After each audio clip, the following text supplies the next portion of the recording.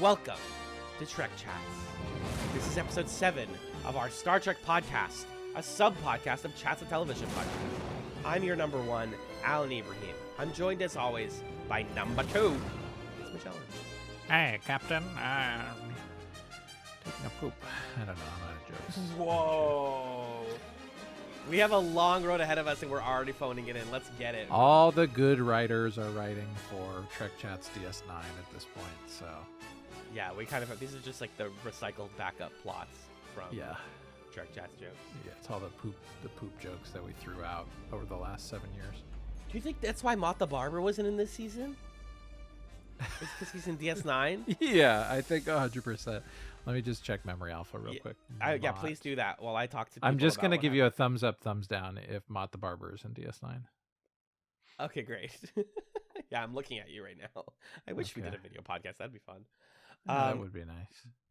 Hey guys, what's going on? It's been several months since we've done TrekChatz. We missed you very much, and we hope that you missed us talking about Star Trek, specifically the Next Generation Star Trek. Every 3 months, when there wasn't a strike going on, we would cover an entire season of Star Trek TNG and talk about our experience watching it for the first time, and then rank every episode on a tier list scale. And so we're going to do that for the very final season now, because we made it, folks. The strikes are over. SAG-AFTRA and the WGA have reached agreements with their respective industries, and we're back at it talking about TV for Chats. So we figured we owed you this one. It's been a while, and we're gonna do the damn thing. I'm looking right now to see when TrekChatz season 1 came out. Oh boy, that was April 2022. 2022, yeah. April 2022, and then when was TrekChatz 6 is the question. That's TrekChatz 06. I have the Mott the Barber facts, by the way. July 9th was the last TrekChatz, so it's been... Whoa, it's been 4 a months. while. Golly gee. Oh, we only ate one extra month. That's okay. Too long. Give me that 5 months. He made with that Mott the Barber fact, by the way. So, Mott the Barber doesn't appear in DS9, I'm sorry to say. He's in... Watch him be in Picard. Shut up. Well... No. Light Picard spoiler. You want a light Picard spoiler? Yeah. He does not appear, but there is Mr. Mott's hair emporium in the background of a scene, and it's like his face on a thing. So, he's like set up shop somewhere. Okay, that's a good ending for my boy then. Picard. Also, interestingly, the guy who plays Mott the Barber plays a different barber who looks exactly like Mott the Barber in season 4, before Mott the Barber gets the name Mott. What? And is like canonized as Mott the Barber. And his name in that script, he's not named verbally, but his name in that script is Visal. Oh, Visal. And so there's all this stuff on Memory Alpha about like, it's not clear if they're meant to be the same character or brothers. Bruh. So he also played he played a seaman in the Times Arrow episode, the one where Data and Guinan and company go back to Mark Twain era. God. Also, can I just say that Picard still continues to sound like the fakest show ever made, and it takes every little stupid thing from TNG that you're like, this isn't gonna get picked up ever, and they're like, that's the whole point of the show, and it's I hate it. I can't wait to watch all of it. The thumbnail of the episode that the Mott the Barber thing is in is just 6 of 9 holding 2 big old space guns. 7 of 9. What are you doing? 7 of 9, sorry. 6 of 9, 69. That's probably why I said that. 7 of 9. She's holding space guns. That's great. Yeah. I will say, since the last TrekChatz, I can talk about this now. I watched an episode of Voyager from season 6. No, you weren't supposed to. No, I did break the rule. I watched a season 6 episode. I don't remember which one it is, but it's a Borg-centric episode about 7 of 9. And the reason I watched it was I had a really brief, deep fixation with Station 11, rewatching Station 11 because I bought the 4K of it. And in that series, survival is inefficient is a sort of slogan that characters use in the series. and I it's see. referencing this episode of Voyager, which is a very beautiful, well-written episode of TV that we'll get to in like 3-4 years. Okay, cool. Sounds good. Anyways, TNG. Tell me, how's it been? It's 5 months out since the last time we talked about Star Trek TNG. Pretty good. I moved since then. Turned 30. Flirty and thriving. 30, flirty, and thriving. Life's been pretty solid, I would Good. say. Really good. Yeah. So we're ending on a high note here. And on a personal note, I hadn't even when did the season 1? That was April of 2022, right? Yeah. Yep. I hadn't even met my girlfriend at that time. Wow. Here we are.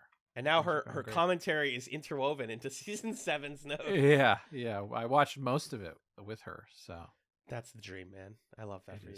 It was lovely. So yeah, things are good. Good. I'm glad. Yeah. And you watched season 7. We finished it. As for myself, I did not move. I'm still at the same job. And since 2022, yeah, I'm still at that job. I'm trying to leave soon. We'll see how that works out. And I am doing well. What can I say? I had a wacky summer for many a multitude of reasons. But other than that, it's been a pretty standard year for me. Lots of growth, lots of TV. We didn't get to talk about TV for a couple months. I did mention in the Chatsum segment last week. I watched the new Scott Pilgrim thing. I watched Station 11. A bunch of other stuff I've talked about in the Chats Discord if you're interested. But anyways, let's get into it. Season 7, the final season of Star Trek: The Next Generation, aired in mid-1993 into 1994. This was coming out concurrently with DS9 Season 2, the back half of Season 1, I believe, in Season 2 of DS9. And it features numerous crossovers with that show. As Magellan kind of referenced earlier, this season felt, I think we can both agree, like a sort of a farewell to the show, and also a kind of like it's on its last legs. This is the last breaths of a wonderful, wonderful show that has simply run its course. We're at like almost 100 episodes. Actually, no, we're more than 100 episodes, right? Is that the case? Yeah, definitely. Yeah. And so we're in syndication, and we're kind of just, I'd say, getting into my takes on the season. We're kind of like, we're using the leftover scripts that we didn't film yet. That's how it felt for a huge majority of season 7. What about you? Yeah, I think I was very fond of coming back to the show, especially since we haven't covered TV in a while, and I've grown to really love TNG. And also, like I was saying, girlfriend of the pod, Amanda, watched most of the episodes of the season with me, and so I also got to experience especially some of those episodes that are kind of in like that the second fourth of episodes, which is kind of the sweet spot of the season, is where she watched a lot of them with me. So to see those pretty good episodes through the eyes of somebody who hasn't watched very much TNG at all and was hooked into the show by that stretch was really refreshing. And so even though it's like, to me, some of this stuff is kind of, we've been here before, or it's not drastically changing the dynamics or whatever, it still has that TNG magic to it. And then, like you're saying, a 25, 26 episode season is just so long. And when you're the 7th season following on the heels of 6 other seasons that have had that many episodes, there's only so much territory to cover. And it starts, weirdly, this season started to feel more and more like season 1 of Star Trek TNG by the end of it. Yeah.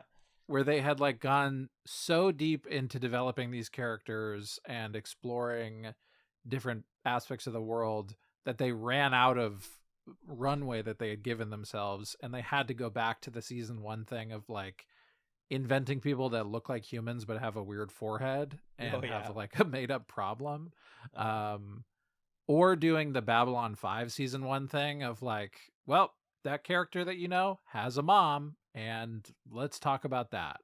And Isn't that so sad? yeah, so there was a lot of kind of a weird mix in this season of episodes that paid off several other episodes that had come before, or seasons of a character's development, evolved character relationships, mixed with episodes that just felt like total arbitrary. Well, we gotta have a plot and fill some time.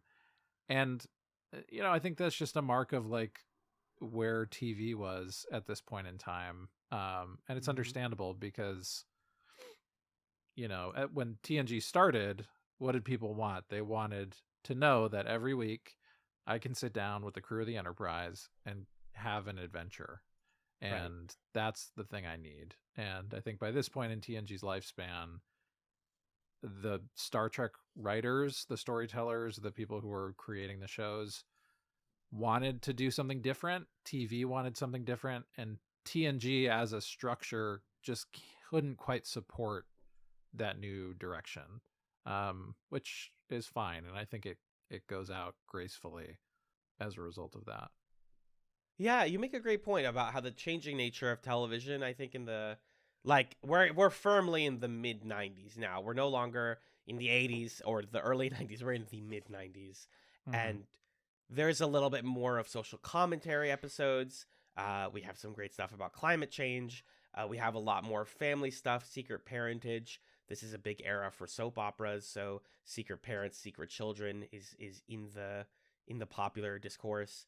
And what I thought so interesting about season 7 was its fascination with legacy and like referencing really deep cut stuff from previous episodes that were like not good episodes and like didn't need to be referenced. Like you didn't have to go, hey, that Ferengi from the battle in season 1, he has a dad and he's fucking pissed. It's like, what?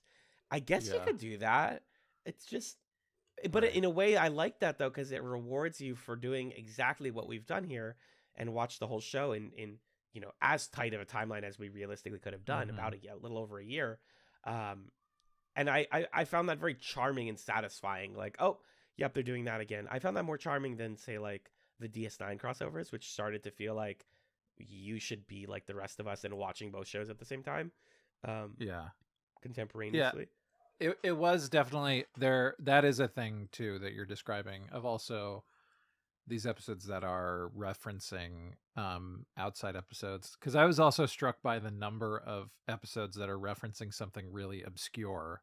And like, I'm over here having podcasted about every episode of TNG so far, and you're like, who, the battle? What?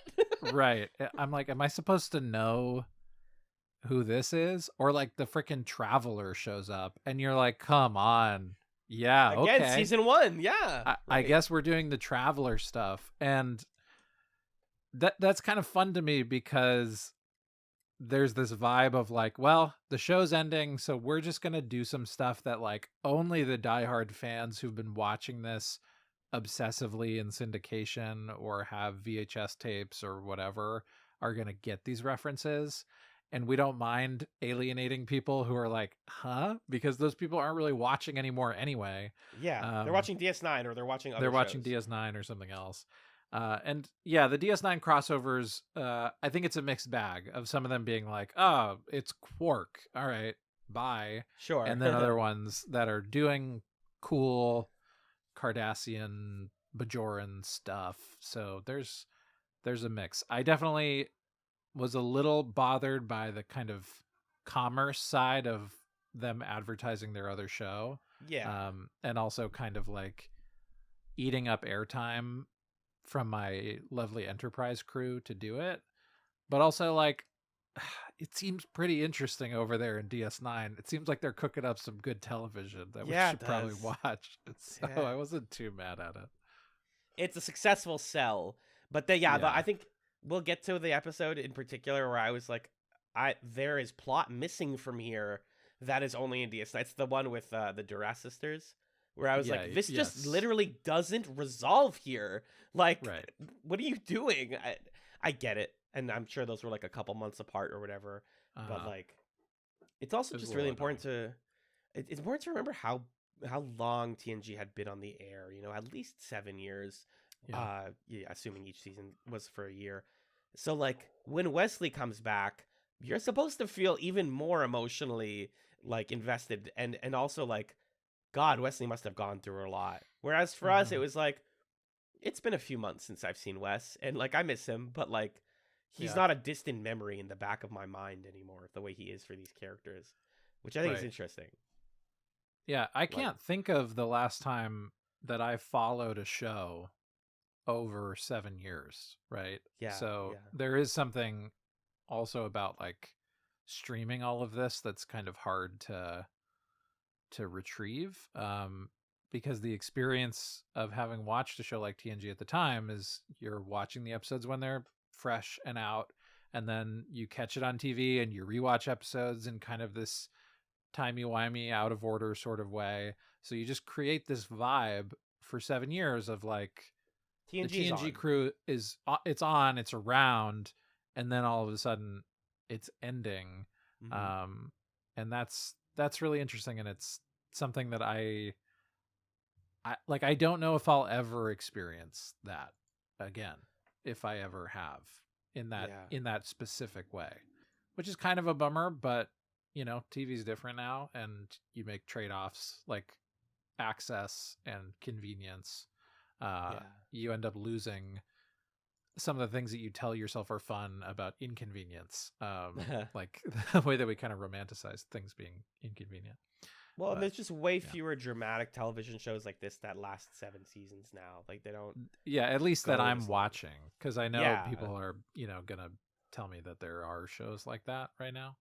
Um, and I'm sure there are, but like I'm definitely not watching them, and I'm definitely not like sitting on my couch scrolling through the channels looking for something to watch and catching reruns or episodes in syndication. like I think of Yellowstone and its spin-offs, and that's kind of similar to this, but also like Game of Thrones went longer than this, and Right. yeah, they reference stuff, but it's like it's the same characters growing linearly in Game of Thrones. So it's Mm, not like, oh my God, I can't believe the White Walker from season one is back. It's like, no, Arya Stark is just Arya Stark for 8 years. You know what I mean? uh-huh. That's the difference. Is like there aren't characters in Game of Thrones that are in season one that you forget about that come back in season eight, and you're like, whoa, who is that guy? That guy? Hmm. And I think that's just a different way that TV is written these days. Is they want to keep Yeah. you constantly like, these are the people. They're just gonna grow and grow and grow, and that's gonna be the show.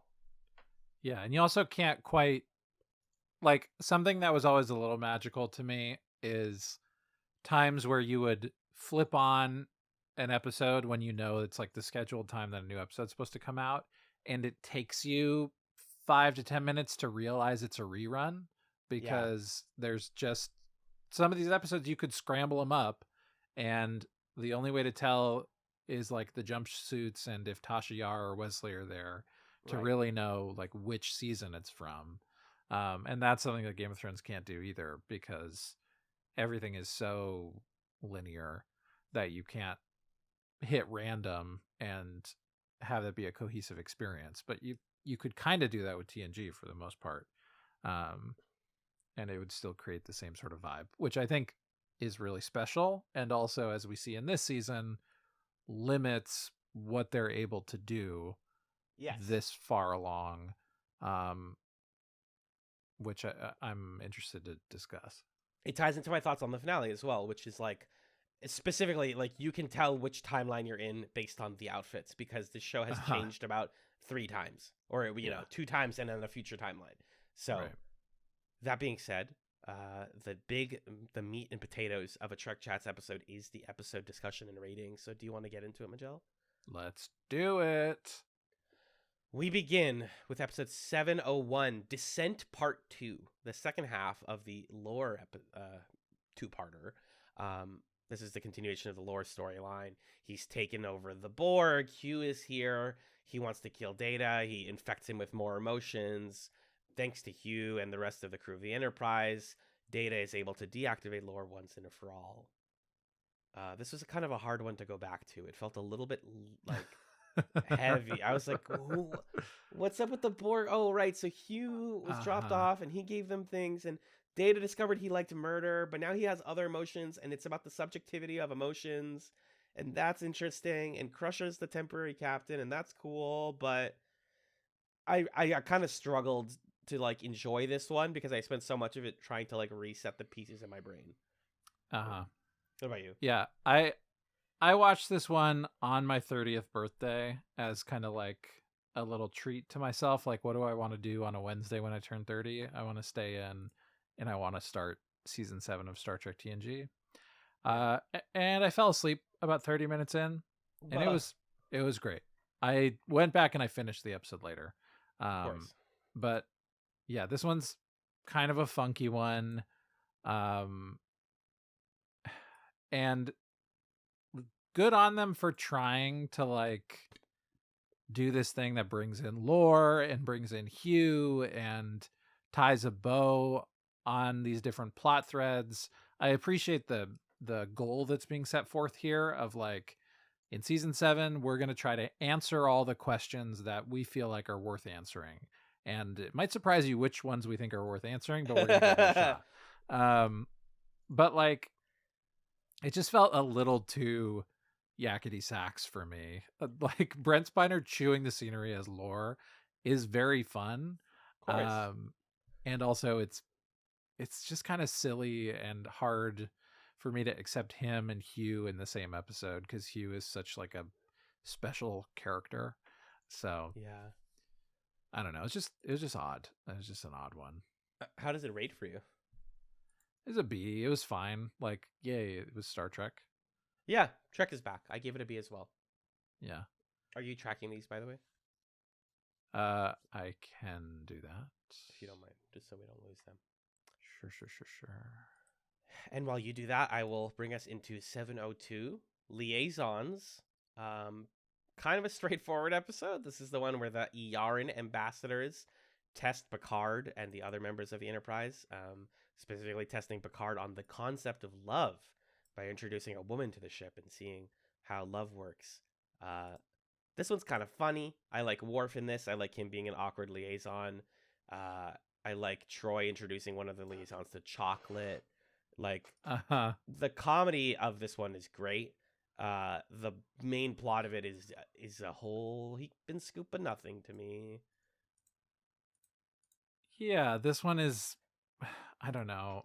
Cuz they ended up doing this thing where it's like Picard is stranded with a woman Anna. and they kind of try to do this thing of like, oh, she's in love with him, but she's experiencing trauma, and that felt really uncomfortable. And then they're like, nope, just kidding. It was the alien guy pretending to be a woman because they heard that this is how love works, and he wanted to be in love with Picard. And Picard's like, hey man, why didn't you just ask me? We could have kissed. It would Blah. have been fine. Blah. Um, it was, just a little strange. It was funny to me that Amanda, when we were watching this episode, she sees Picard stranded with the lady, and she just exclaims, "Is anyone queer on this show?" And then it ended up being like, "Oh, I'm a alien guy. Give me a smooch." So textually they all are, but textually none of them are. Yeah. That's what I said. Yeah. Exactly.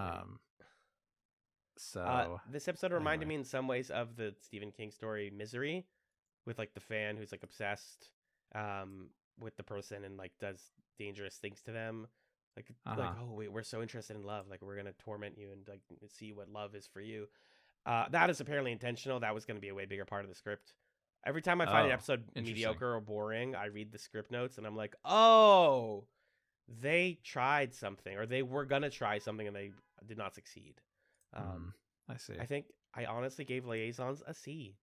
So did I. Yeah, it was also just a little too tidy at the end when Picard was like, "Oh, okay, well, I see what you're trying to do there. I respect it. Let's go home." The Enterprise has been tested in more interesting ways than this. Yeah. Like literally. So I just didn't. This is the first one where I was like, oh, we're just doing this again. We're doing like people testing the guys again. Okay, that's fine. I would say the majority of my episodes for season 7 are actually A's and B's. There weren't too many C's for me. Yeah. Fun fact: the guy who played the guy who was eating all the snacks, Yeah, the yarn guy. the actor, is allergic to chocolate. Oh, I wonder what they used instead. I don't know. Love. Ha! Got it. Get it? That brings us to 703. Interface. Interesting premise, a high concept premise. Geordi finds somebody who looks like his dead mother while piloting a remote version of himself, but it's actually aliens crying out for help from the Enterprise. And so they disguise themselves as somebody who matters to the person. What did you think about the Geordi's mom episode?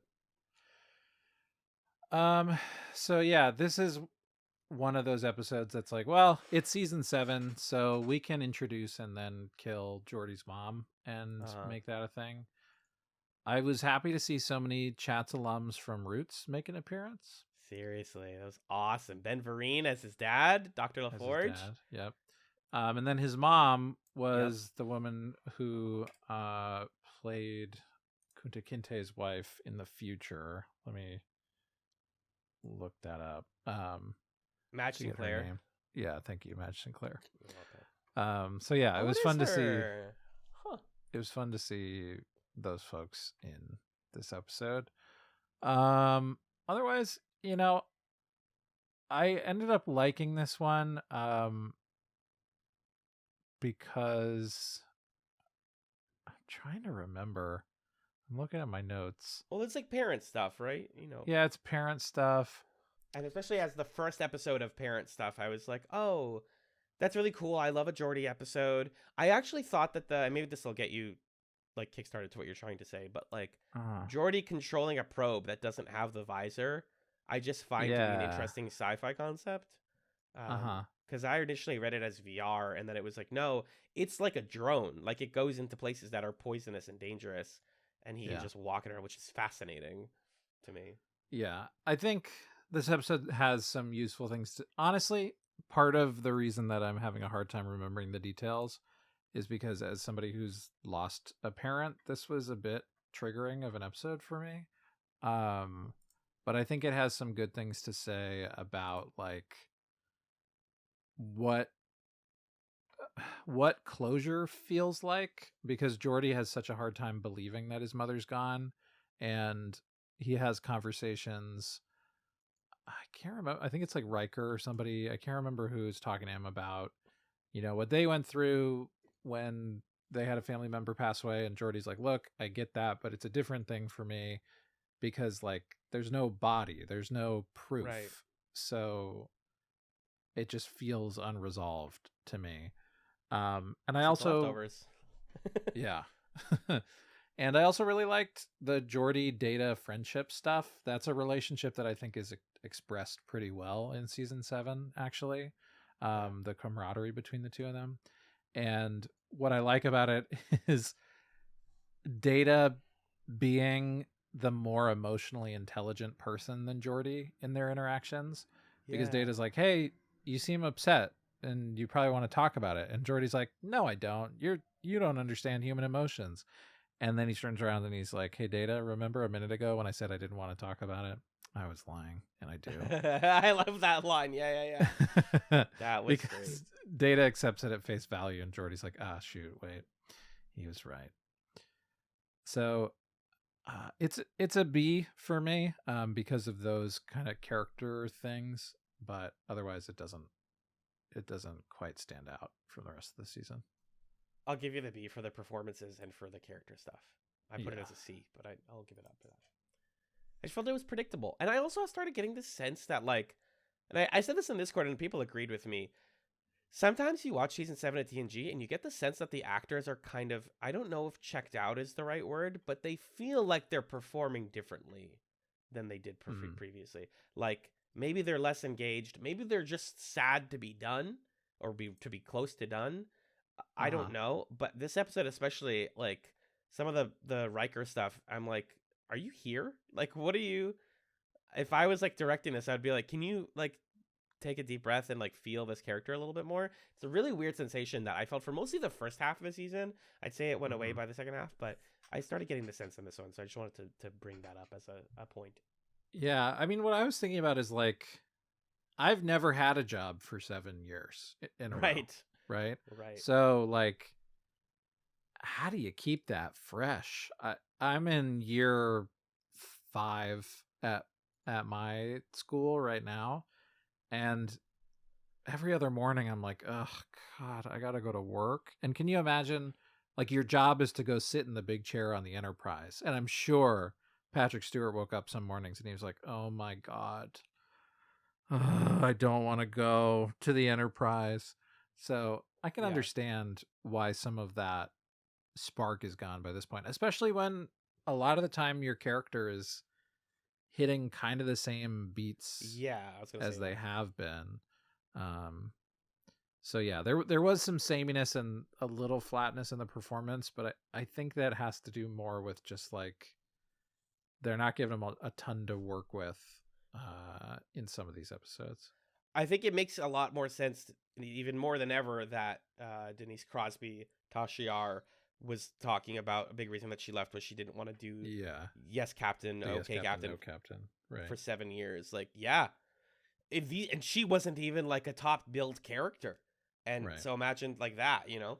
So I totally get it, but I just started to get that sense, this like melancholy almost. That brings us to 704 and 705, the two-parter called Gambit. The elevator pitch is, what if Picard secretly infiltrated a pirate crew that featured some Vulcans and Romulans, and Riker has to work with him to make a sort of mutiny happen, and there's also some grief stuff happening, and there's a little bit of Romulan stuff, and we briefly get to see what if Data was captain and Worf was first officer. That's kind of fun. I think that specific line where Data disciplines Worf and he's like, I told you to do something and you didn't do it. You need to listen to me. And then he's like, I still want to be friends. And Worf's like, I still want to be friends too. And I was like, oh my God, you guys are really cute. Oh, that feeling when your boss is a human being. Yeah. I love and that. There's a little bit of Vulcan lore. These like Talera, who's a Vulcan like isolationist. We want to bring telepathic warfare back to the Vulcans, back when they could kill people with their minds, and they stopped doing that because they're weak. And it's like, oh, I think all the background stuff was kind of cool, and I think that the mutiny plot was like so forgettable. Yeah, the first part of this two-parter was a little more flat because it's doing a lot of setup, and honestly, this felt like a two-parter that could have been 60 minutes or something, but it had to be 90. Yep. And so that first episode is stretched out with this kind of fake tension of like, oh my God, Picard's dead. Where is he? Yeah. We're looking for him. And then he's not. It's like, oh no, is he mind controlled? No, he's here for some reason. Anyway, and then part 2, I think, is actually pretty cool. I feel that way anyway, because there's this kind of like double cross, triple cross thing. Picard and Will get to pretend to hate each other, and Will gets to be like, fuck you, Jensen or whatever his fake name is. And then there's the Vulcan lady who's pretending to be a Romulan, but she's actually a Vulcan isolationist. And I thought that sort of like triple cross thing was kind of cool. So all of that politicking and secrecy in the second half I thought was fun, but you have to do some slow setup in the first half to get there. Yeah, this like, oh, I guess we're gonna have to do Picard's funeral, and Riker's like, I'm not gonna go to his funeral because I think he's still alive. It's like, what show are you on, dude? It's season 7. They don't kill the captain. I know. I did like Troy's line where she said, you don't have a monopoly on loss. Like, Riker, you don't get to just be sad about this by yourself. We're all Marina Sirtis like brings it in the weirdest times in this season. Or I'm like, this was not the time to bring your like 8th year. I'm glad you did. Honestly, this episode felt flat. But... potentially the MVP of the season. Arguably, maybe. I think her or Brent Spiner are both still bringing that fresh energy. Maybe Gates McFadden. The three of them, I feel like, are holding it down. And LeVar Burton, you know what? Everybody's doing a great job. Everybody's doing Michael a Dorn great has job. a whole episode where he crushes it. No, Yeah. you're right. Michael Dorn's doing pretty good. Yeah, Patty Stewart's got some emotional weight here. He's all right. He's all right. Notice that we didn't bring up Riker at all. I think this is a pretty flat season for Riker, Yes. sadly. he doesn't get an episode. I think they just don't know what to do with him at this point in the show. Yeah, I think the franchise starts to forget what to do with him here. Like when he comes up again later in brief spots, it's like, oh, Riker, cool. And like when I saw him as a caveman in a later episode in what was that one, Origins or whatever, Genesis, I was like, oh, neat. That's kind of fun. They got that actor to play like a caveman. That's kind of fun. Yeah. And that's all I felt about it. Yeah, I think they figure out something to do with him at the end of the season when they start to do the Troy Worf stuff, which is a whole thing. Oh, we're gonna talk about it. But the way that shakes Riker loose, and he's like, wow, I've been philandering and just expecting that like the love of my life would be waiting for me to be done sowing my oats or whatever, and now the world has moved on without me and I was an asshole this whole time. Damn, this sucks. And it would have been nice for that to be what they explore with him in season 7, but they don't get there soon enough, so they don't have much to do with him, unfortunately. It's very midnight hour. Yeah, but anyway, I think Gambit Part 1 is like a B, and Gambit Part 2 is like an A, but maybe those both need to go down a notch. I was having a hard time setting the curve on this season, to be honest. I would put those both at B myself. Okay. I do like the stuff in Gambit Part 2. I think it's a high B, but I don't feel comfortable giving an A to an episode that I barely remember, and I just watched this like 3 days ago. Okay, you know what I mean, that's fair. Granted, I've like devoured Star Trek for the past week. And, like, there's just so much Star Trek in my brain right now. That's why my notes right now are I numbered the episodes, I named them, and then the first note is this is what happens in the episodes, because I know in previous TrekChatz I'm like what the fuck was this one again? And now I know what all they all are. Speaking of episodes that I almost forgot about, 706 Phantasms, which is the one where Data experiences nightmares for the first time, and they manifest on the ship thanks to some invisible bugs. This is technically a Bugs on the Ship episode. Hey, Farscape season 1 action coming in. Don't tell me Naren Shankar worked on this one. No, he didn't. But this was a Patrick Stewart directed episode.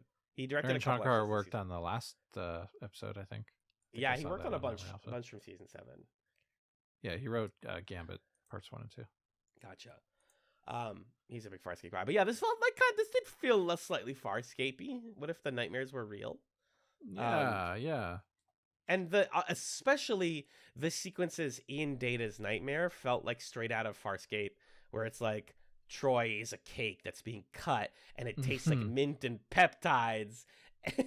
And then you come to the real world, it's like, oh, he cut her shoulder. And it's like, what is going on? This is so strange. I thought it was entertaining. I loved all the nightmare sequences. I love Crusher drinking out of Riker's brain with a straw while a phone rings. I'm like, are we in Twin Peaks? What's happening? Yeah. Like, Data's nightmares are the ones that I have sometimes where I'm like, I wake up and I'm like, okay, I remember that, but what the fuck did any of that mean? Like, what was that?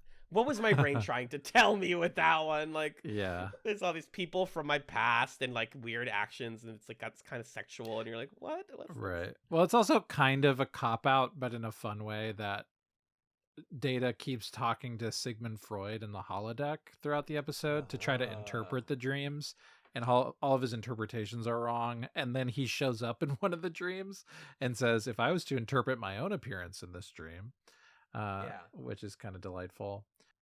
I think we talked in season 6 about like TNG advanced studies episodes, and this feels like one of those where you have to really be kind of into the Data has dreams, and now we're going to explore that. He goes to the holodeck to talk to Sigmund Freud. You also need to be a big fan of Spot, because Spot shows up a ton in season 7, which is amazing. We were feasting the Spot fans. I loved this interaction that Data has with Worf, I believe. And Data says, and you must talk to him. He's giving Spot away so Worf can watch him while we figure out what's going on with Data. Data says, and you must talk to him. Tell him he is a pretty cat and a good cat. And Worf says, I will feed him. And Data quietly reflects, perhaps that will be enough. Yeah. I love that exchange so much. I don't. I have a joke. Sometimes the show is like, who's the most neurodivergent member of the Enterprise? Like, because everybody's like, Worf gets a couple of episodes to be very, very like socially awkward in ways that I adore. Like with the like ambassadors from an earlier episode, it was like, does Worf not know how to talk to like people sometimes? And then Data is, you know, as we've discussed before, was the show's stand-in for like autistic people, and right, to very mixed results. But sometimes I'm like, yeah, they got some aspects of this correct, you know. Yeah, I love, by the way, when Worf was interacting with that one ambassador and liaisons, who it's just his kink is he wanted to get his ass kicked by Worf, and Worf beats him up, and he's like, yes, thank you so much. Thank you. I'm gonna write about this in my diary now. Goodbye. Anyway. Same. What are you rating Phantasms? Oh, one other line I liked. There was one point where Worf, I forget what he said, but the response from Riker is, Worf, it's better than music. It's jazz. Oh, I love it. You know, I ranked this a low B, but I'm happy going to C on this one. If that's where you want to go with it. I was having trouble setting the curve at the beginning of the season. I actually gave it a high B. Okay. B sounds good to me. Yeah, there's going to be so many Bs this season, guys. Just a heads up. Yeah, it's definitely that kind of season. Well, I noticed like when I was looking at best and worst episodes of Star Trek TNG, like nothing from this season is on there except amongst best is obviously Lower Decks and All Good Things, and amongst worst is Sub Rosa. And we'll talk about that. But like otherwise it's a very middling season. Like I just over and over and over again was like, yep, that was fine. Yep, that was fine. Oh, that was also fine. And found myself very rarely like lighting up, you know, with any of these episodes. I agree. I'm trying to find the Farscape episode that this next one reminded me of. If I describe it to you, you might remember it from like your old crusty memory. Yeah. But this next one is 707 Dark Page. Do you remember the episode where like Aaron's son goes on a planet and like gets involved with a bunch of gangs, and she's like sitting by a window, and there's like, lighting? Yeah. Well, spoiler. Can I warning? Jump ahead 30 seconds if you don't want to hear a Farscape spoiler, guys. Isn't that the one where the clone Crichton dies? I think so. Or right after he dies? It's right. It's in that arc. Yeah. Yeah. I know exactly the one you're talking about. Yeah. I love you, dude. Thank you I give you nothing. I mean that's like one of the best arcs of Farscape, arguably. For sure. So yeah, but it's very dark, and so Dark Page reminded me of that because it was like, here's a character you love and care very much about. Loxana Troy, she's back after, you know, taking a break for a season with Gene Roddenberry's death. Majel Barrett is here. She's playing Loxana. We're so happy, but she's not. And the reason is that she's become an ambassador for different groups of people. The Cairn race has a child named I don't remember the child's name, but she's played by Kirsten Dunst. Yeah, which is in a wild cameo. And it reminds her, it re-traumatizes her, and she reveals to Deanna that the reason she calls her little one is that she had a first daughter named Kestra, who died when trying to save her pet at a very young age, and Deanna doesn't remember her, so she kind of bonds with her mother over this sister that she never really got to know. This is bleak, man. This was a really sad episode. This was a dark, sad episode. I don't know about this one because it's such a narrative invention. Like, we've seen Loxana Troy so many times before this, and we've seen her say little one with no hesitation. Like, that's just what she calls Deanna. It's not. Yeah, so this is like a major retcon. It's a huge reveal. There isn't anything that's hinted at this. I guess there is some kind of character satisfaction of like, you begin to understand why Loxana Troy has been so aggressively like positive and Yes. so kind of like, carpe diem, let's look to the future kind of a thing, because she has this really deep repressed, denied trauma that she's Mm-hmm. not going to talk to anybody about. So it makes sense from a character perspective, but from a narrative perspective, it was a little hard for me to suspend my disbelief because it just felt so arbitrary. Um, so yeah, I don't know about this one really. I feel very mixed, and I think that both Barrett Roddenberry, I guess, and Marina Sirtis give like top tier performances here, which is always a Yes, huge plus for 100%. me. Yeah. It's and this idea that like telepathy takes a toll on you, and when you're older, we've talked about this with Loaxana, but like that already adds to the trouble. Being a woman adds to the trouble. Being a telepath, being an ambassador who deals with like stressful situations. So she's under a lot of mental stress, and yeah, the nicest people I know are often using that humor and kindness and warmth as a sort of mask or a way of dealing with trauma. Mm-hmm. So all of that stuff's like pretty interesting, but it fits into a weird place in the season for me. I think I missed Loaxana very much Yeah. and was able to appreciate that despite the like reveals and how sad they were. Speaking of Loaxana, can you please tell me what Amanda said about her? This is one of the Amanda quotes. Amanda turns to me and says, she says, "Can you search up Mrs. Troy Star Trek Jewish mother?" And yeah, there's stuff about there that's like Oksana Troy is the Jewish mother in space or whatever, which was pretty fun. Exactly. So I like that. I also, the dude in this one, loved his shirt. Oh my god, that haircut though, Good with the shirt. brain coming out of it. Ugh. What the heck? Wild shirt. The shirt was fire though. I like the part where Loaxana tells him like, "Hey, my daughter's like single, right? She like doesn't have a guy friend. I'm just telling you, just a heads up. Like, I I know moms who do this kind of thing where they'll be like, "Hey, did you know my daughter's single? Did you know? Just letting you know. Like, heads up. Do you want to maybe date her because she's getting older?" Anyways, I'm gonna move on and be chaotic. Yeah, there were multiple moments in this one where Amanda was like, "Oh my god, she's my mother." Yeah. Which is funny. I think, where does this rate? It's a low B for me. Yeah, I think that's right. I almost put it A. I don't know why. I think I was really swayed by the performances, like you were saying. And there's some little characterful Deanna Troy stuff, like the moment where Kirsten Dunst's character, they're like in the little arboretum or whatever, and Troy has to explain the concept of poetry to these aliens that can just like telepathy into each other's brains, so they have no need for it. That's some primo Star Trek TNG stuff right there. I like that a lot. Okay. Give this episode an A. Give this episode an A. No. It's a B. It's a B. I wasn't arguing for an A. That's just okay. The stuff that affected me at the time. I think it's a B. Fair enough. Yeah, it's got some meat and potatoes, and Kirsten Dunst is great, but and everyone is performing great. Yeah.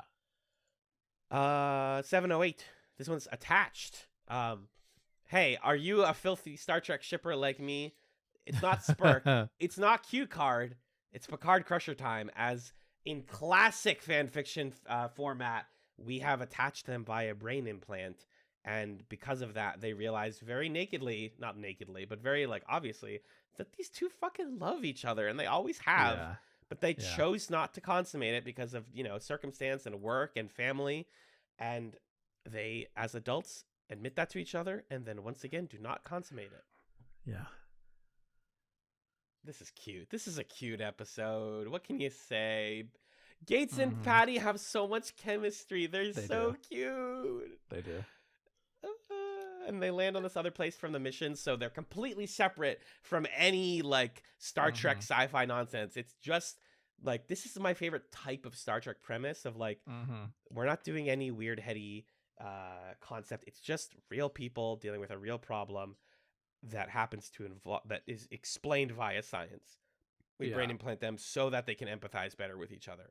Right. I think some of the moments where TNG season 7 works the best for me is when they say, okay, here's our last or one of our last chances to explore this relationship. And so we're just going to create a Yes. situation where we put these two characters together. We see what it's all about when they are in the same room together. And that's what we're doing. And then some of the weakest moments of the season are when they put a character that we know really well with a random new character who we don't know. And they say, well, what would happen if this character we know really well met someone you've never heard of before? That would be And it's kind of like, fun. It's like, no, it wouldn't. That's what you do no, in it wouldn't. season 1 to develop these characters separate from each other to show us who they are. So that in season 7, all you got to do is be like, okay, now Crusher's going to go hang out with Worf for 45 minutes. Don't you want to see that? Yes, I do. Yes, I want to see that very badly. But yeah, they were delightful. I loved how they were finishing each other's sandwiches all over this episode. Did you say Worf? Did you mean Picard? No, I was proposing a hypothetical other episode that we didn't get to see. That sounds awesome for what it's worth. Right. Sorry. Yeah, and like you're saying, I love that it breaks down the barriers and they're able to say how they feel about each other. And it doesn't end with them being together because the problems didn't go away. The barriers didn't go away. It's just out in the open now. It's spoken instead of unspoken. Oh, I'm like, fuck it. It's just catnip to me as somebody who loves romance. Mm-hmm. There's some like extra stuff in this episode that I find fun and interesting. These like the two races, the Kess and the Prit. I think it's so funny that the conflict that they're having. The conflict that they're having is which one of us gets to join the Federation. And it's like, dog, wait till you see the second half of this season and DS9. You don't want to join the Federation. Yeah, right. Nobody should join the Federation. I have a running theme. I have like a tag on my episode, on the episode notes that are like, this is one where the Federation is extra evil. So just stay tuned for that. And it's also a fun foil to the Crusher Picard thing because the Prit and the Kess squabbling, it kind of comes across as like a lover's quarrel almost, in terms of like you feel like you're in divorce court or something when they're hanging out on the Enterprise together arguing over, well, maybe you did this and that, and yeah, so it's kind of a fun thing to offset tonally what's going on with Crusher and Picard having these very tender emotional reveals to one another.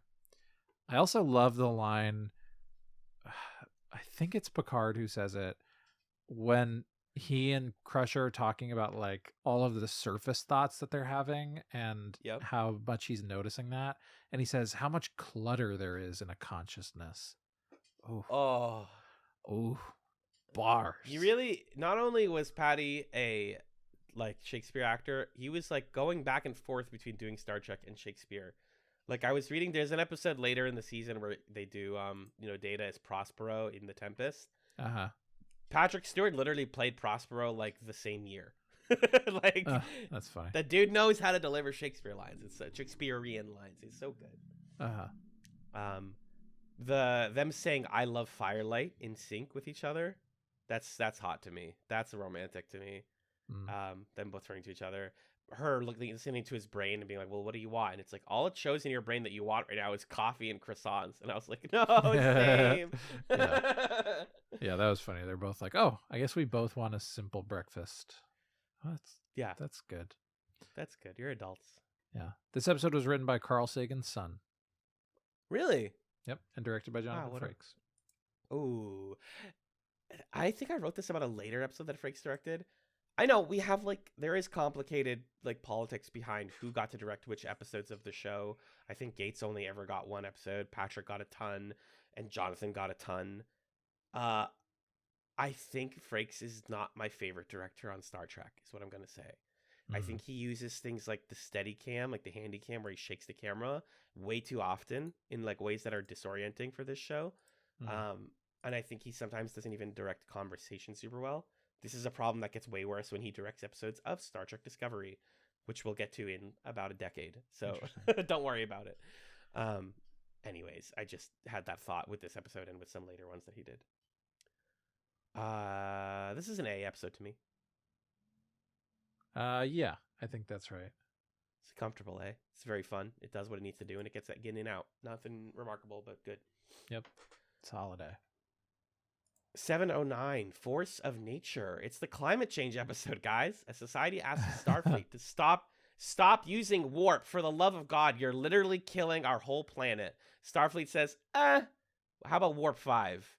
And we're just kind of left to sit with that, understanding that this is checkmark Starfleet is evil episode 1 of the season. Holy crap. I thought this was fascinating. There's a couple episodes of the season where they really swing for the fences. And I think like this one by the end, when Picard is like, we still have time to make this world better, is like, you're doing climate change. You're explicitly doing it. And it's in 1993. And I'm really impressed that you guys tried for this. The metaphor works for me. Yeah, same. I like how explicit it is, but it's about a believable sci-fi concept. It doesn't ever come across as preachy in like an off-putting way. Not that I'm worried about climate change stuff being preachy, but more so like if you're trying to get a point across.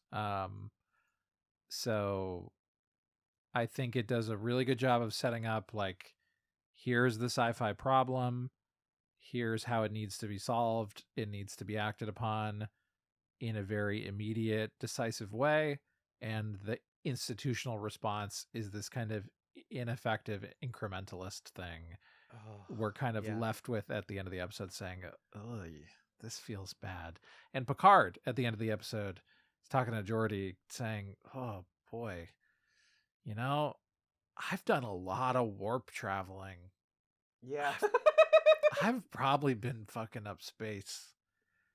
I probably killed a society, huh? We've had They really dig into that guilt. It's like learning the, especially with Picard having guilt, they fill the season with Picard being guilty for things that he's either has done or his family has done. I think revealing that warp is like destroying society, like fossil fuels is brilliant. And the begging of those characters, like, please, we're people. And the Starfleet response of like, you're only one planet. And it's like, yeah, but we're a planet. We have culture. Starfleet is one of the most evil organizations in sci-fi. And I freaking love reading about it. And hearing about it. Yeah. And I think in a good way, a lot of what Picard is doing this season is he's standing in for Starfleet in these really difficult situations, and he's kind of towing the party line for a lot of it, or he's at least this bureaucratic figure who gives people unsatisfying answers and has to be pushed to do something more radical, which feels true to life, and I think is a good place for us to see Picard and examine him as we leave him as a character. Because ultimately the legacy of TNG, it's a bunch of friends hanging out and exploring space, but it's also the future leaders of this world, right? We see it in the last episode of the season. Picard is a diplomat, and Riker's an admiral, and Worf is on the Klingon High Council, and Data is a professor at Cambridge. Like everybody has positions of power. Everybody in this command crew is going off and leading the galaxy, learning lessons on the Enterprise that are not necessarily going to change the status quo per se. Right. Yep. So it was nice to see this season examine and critique that a little bit. For sure. Like what was this all for? That's so much of what All Good Things is about. It's like, what was this all for? What did we learn from ourselves? Did we get better? That's what Q's kind of tackling. I think that this is a high A for me, just because I love an episode that doesn't resolve well. And, we didn't even mention this, but this is another Spot episode. Yes. Yes. Amazing. So much good Spot content. Hey, Jordy, can you take care of my cat for me? I know you might want to get one yourself, but you should like try taking care of mine or whatever. It's great. He tries to train Spot. and like get Spot to jump off the table, and then Yeah. Spot gets Data to, play with the toy. And Jordy says, "I don't know about Spot, but it seems like your training is coming along just fine," which is pretty funny. And Data also says at one point, "Although she does have the unfortunate habit of jumping on my keyboard console while I'm working." So cats Relatable. never change. Absolutely ridden by a cat owner. Absolutely. Yeah. Naren Shankar. There you go. He Okay. keeps coming up. Pretty cool. Also, just last thing, I like how after Starfleet sets the warp limits in this episode, we then have to address it in later episodes. And pretty much immediately Starfleet is like, "Hey, you guys can just go around the rule for this one. You can go as fast as you need to. Don't worry about it." Of course. Yeah. And then by the time we get to the far future and all good things, nobody cares about the warp. Nobody cares. We're just warping. Which is just how that goes. Fun fact, by the way, about this episode. Sure. It came out on the day that I was born. Whoa. Yeah. That's incredible. Wow, the climate change episode came out on Magellan's birth. Yeah. Amazing. Really, the cat content felt like the most important to me. Do you think Mrs. Magellan's mom was watching this in the hospital? No. I think, Fair enough. I think the family missed this one that night, probably. This is an A tier to me, I think. Yeah, easily. It's hard for me to give something an S tier, and I didn't feel like this earned that, but that's comfortably an A tier. Yeah. Moving on. 710 Inheritance. This is the one where a woman who claims to be Data's mother comes on the ship. We learned that technically she is and is not his mother. She is an android that Dr. Soong created in the image of his mom, or in the woman that he was married to. And Data wrestles with the philosophical question of, do I tell her or not that she's an android? Yeah. Wow. I was surprised. I thought that was a big surprise when it's like this whole time she's like, I'm your mom. That's what I know I'm to be. And he's like, that doesn't make sense. That doesn't track. Yeah, and then I love the scene where he figures it out. And he's like, I played music with her on stage and she played it exactly the same way she did in practice. And humans don't do that. And I was like, damn. And he like lists all the other different things that she did perfectly. I thought it was really well done. The mystery built really effectively. And Data having to deal with this question, not the rest of the crew, was fantastic to me. Yeah. I loved this episode. More than Lore hanging out with Hugh, this felt like the proper conclusion to all of the like Dr. Soong, Lore, Data, that kind of is Data human, all of that. I thought that this was a really great way to tie those threads together at the end here. Bringing up the child also when Data had a daughter. Right, you're like, right. What? I was like, oh, I forgot about that. But that did happen. Yeah, so there's like that little nod to that thing. And yeah, I think this episode does a great job of weaving in a couple kind of twists and turns into the story where at first Data's not sure if she's his mom. I don't know if we believe that. Then they have this great middle part of the episode where they're getting to know each other, kind of teasing each other, playing music together. She plays the viola, which, we love that, respect to that. And then she does this reveal of basically saying, like, I wanted to leave you for dead when we were fleeing the crystalline entity, which I also didn't think was going to get a mention, but it did. And so that was a great twist. And then, yeah, like you were describing, the second twist of the episode, which I also didn't see coming, that she was an android created by Dr. Soong to replace his wife who died. And then the android left him and he died alone. Yeah, that was really good. Dr. Soong, I do not know how I feel about that cat. Hoo-wee. That guy gives me the heebie-jeebies. I gotta be honest. That's where this episode gave me big Astro Boy vibes. I've been watching that Netflix show Pluto, which is an adaptation of a comic that's kind of like an Astro Boy thing. Mm-hmm. And in that, the scientist who makes Astro Boy is also very morally compromised. So I always love thinking about that. Like, it's the Geppetto story, right? Like, if you make the sun, what are you sacrificing? Why are you making that? Things like, we had to give you a modesty a chip so that you would understand that you're naked. Like, just fundamental things that, like, your standard science man doesn't consider until he has another human look at this and go like, you gave him too much emotion. That's going to break his brain at some point. Or he doesn't know how to wear clothes. Like, little things that just, these little moral quandaries that I found so interesting.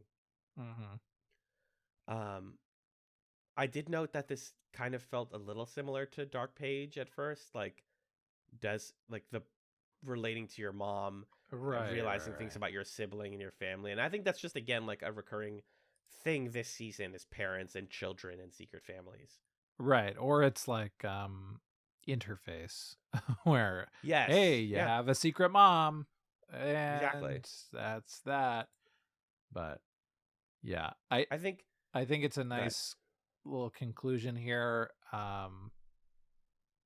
That Data, I don't know, that Data ultimately is confronted with an android who like fully has what he's always wanted. Like, they are convinced that they are human, and as far as anybody can tell, they are, and he gets to decide what that means for that being and like what kind of awareness that being is going to have of their existence, which is a really cool thing for Data to have to figure out.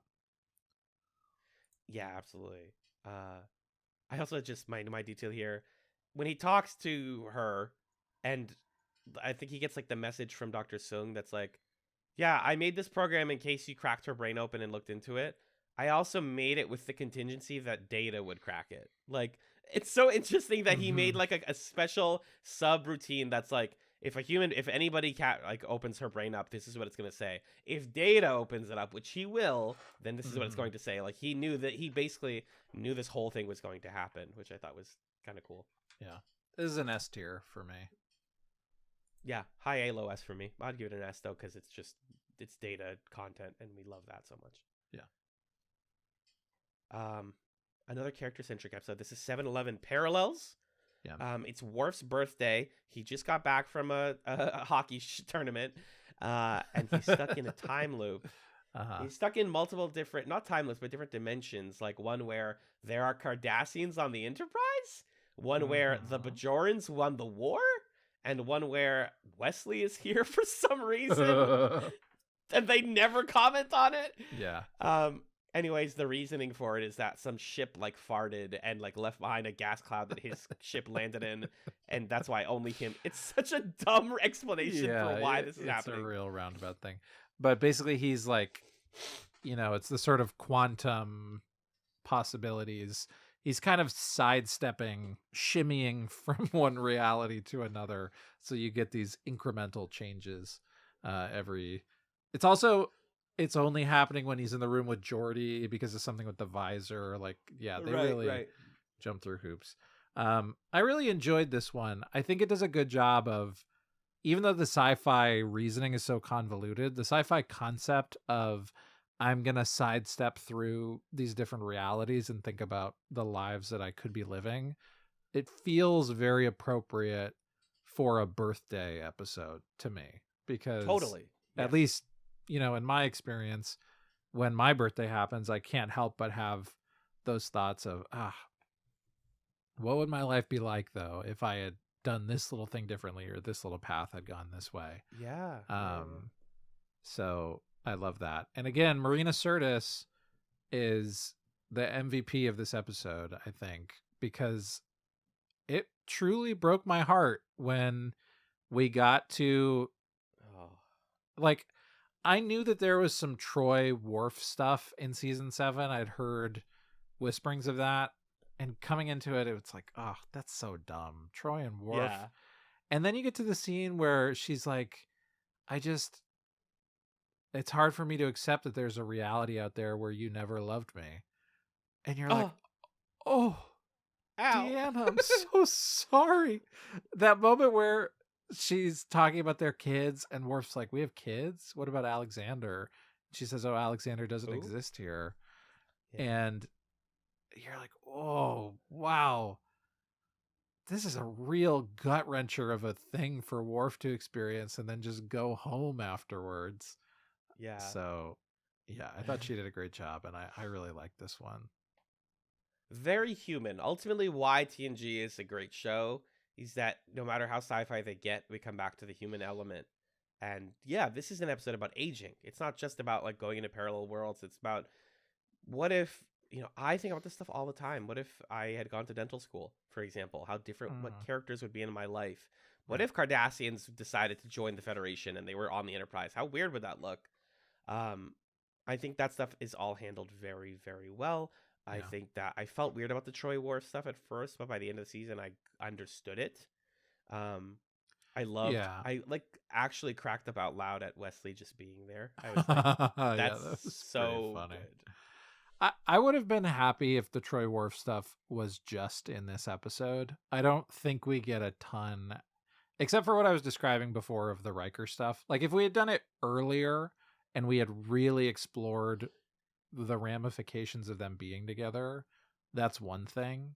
But as it stands, I think this could have functioned perfectly well as what I was describing before of like, it's season 7.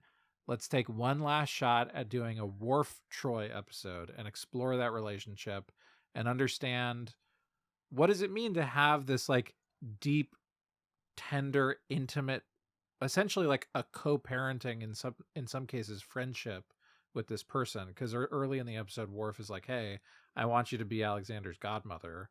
So there is this kind of like deep trust and mutual care.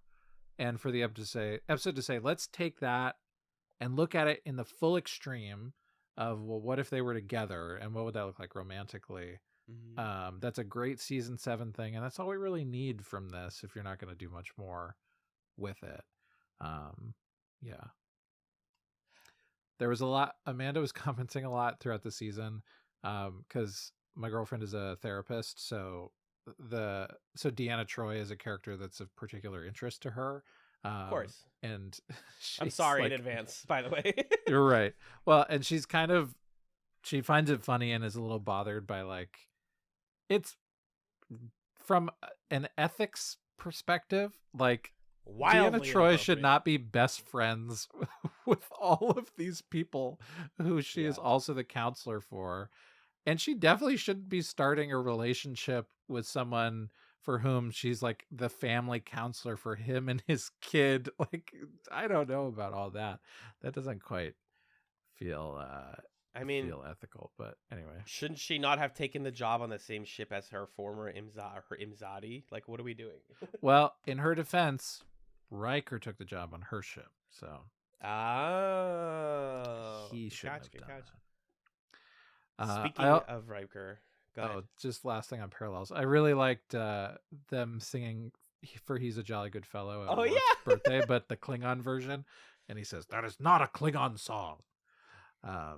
That's fun. And she's like, "There's no word for jolly, for jolly in Klingon." Yeah. Where do we rank this one? Did we rank it? No, I think I would give this a high A. Yeah, I think that's right. I eat it up. I eat up Worf content like it's candy, and this isn't even the best Worf episode of the season. Oh, debatable. Oh, exciting. Earlier I said there was no Riker episode. I lied. 712, the Pegasus, is a Riker episode. I consider this a Terry O'Quinn episode because I am a filthy Lost fan. And seeing John Locke, aka Terry O'Quinn, in an episode directed by LeVar Burton. That's who that is. I knew I recognized that guy.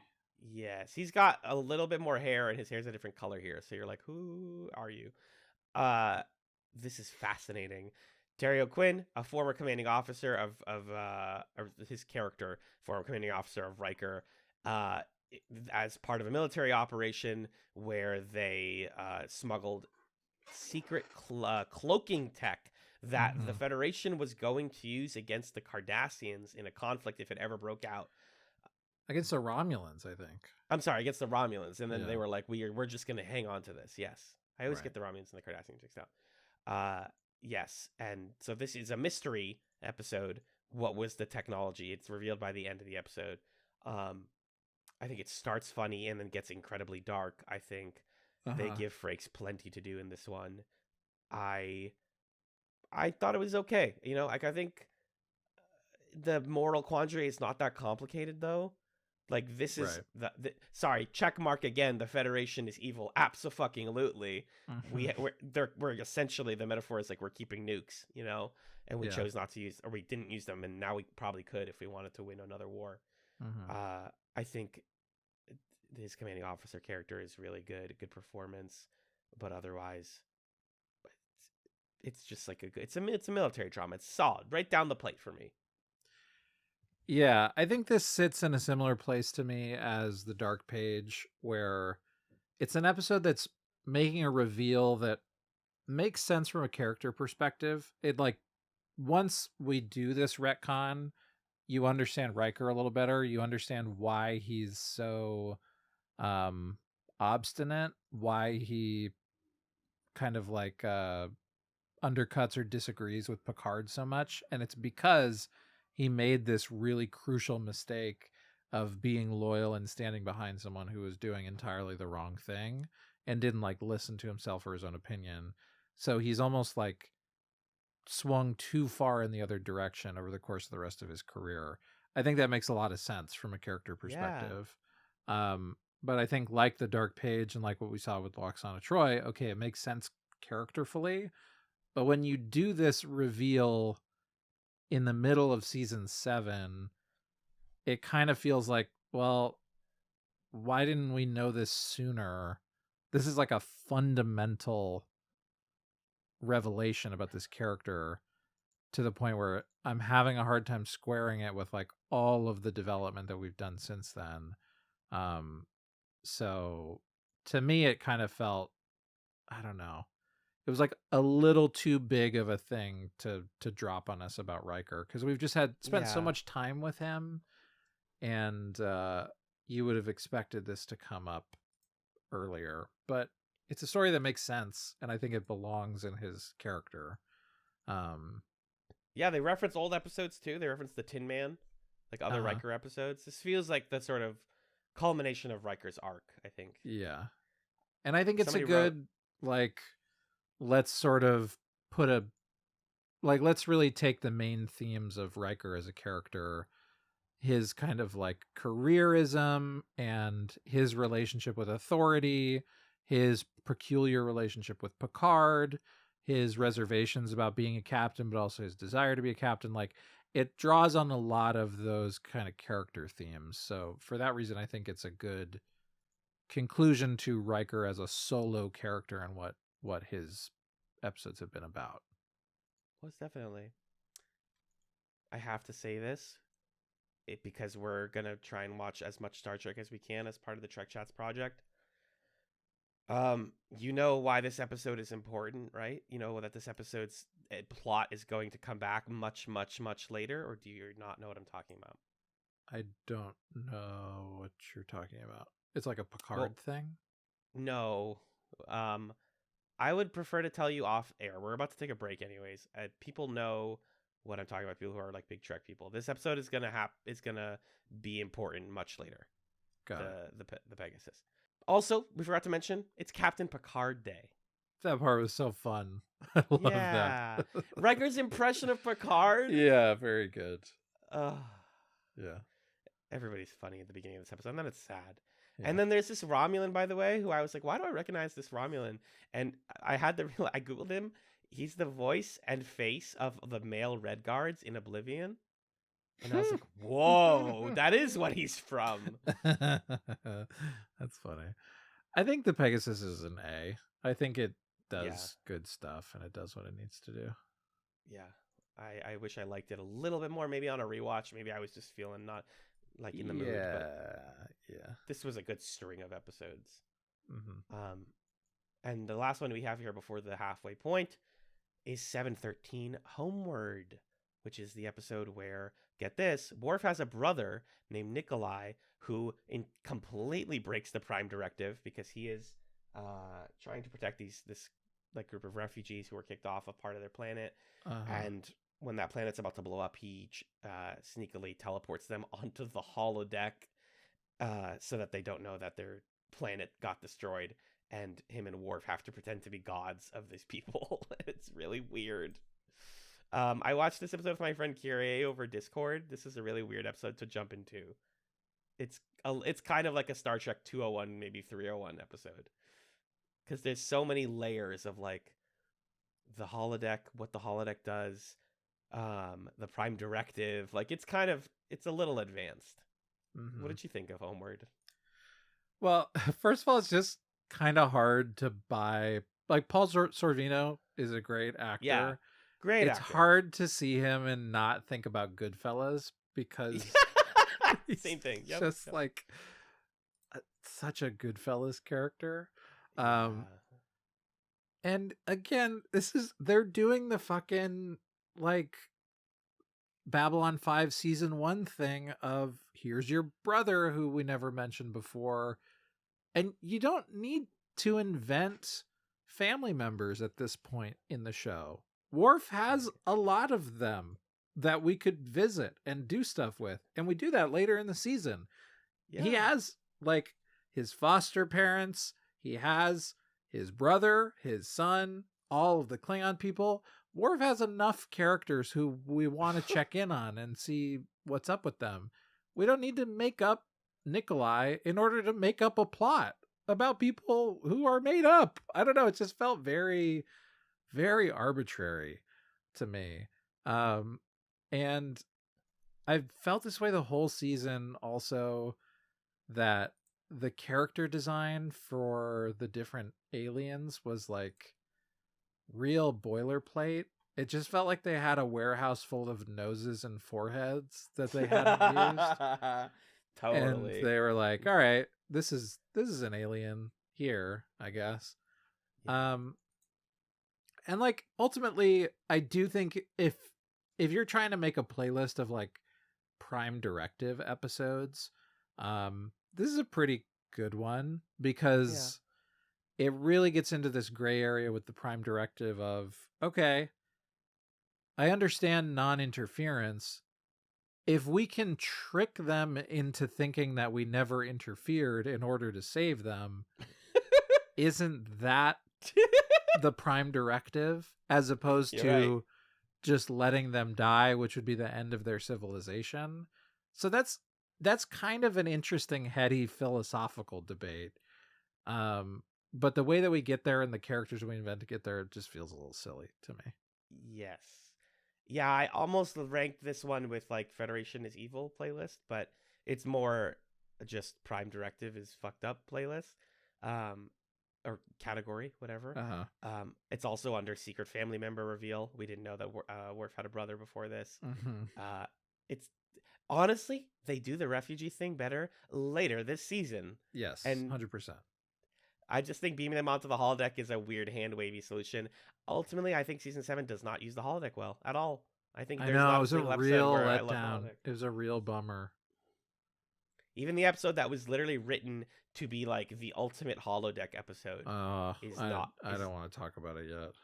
No, we don't have to. We have time, Magellan. Yeah.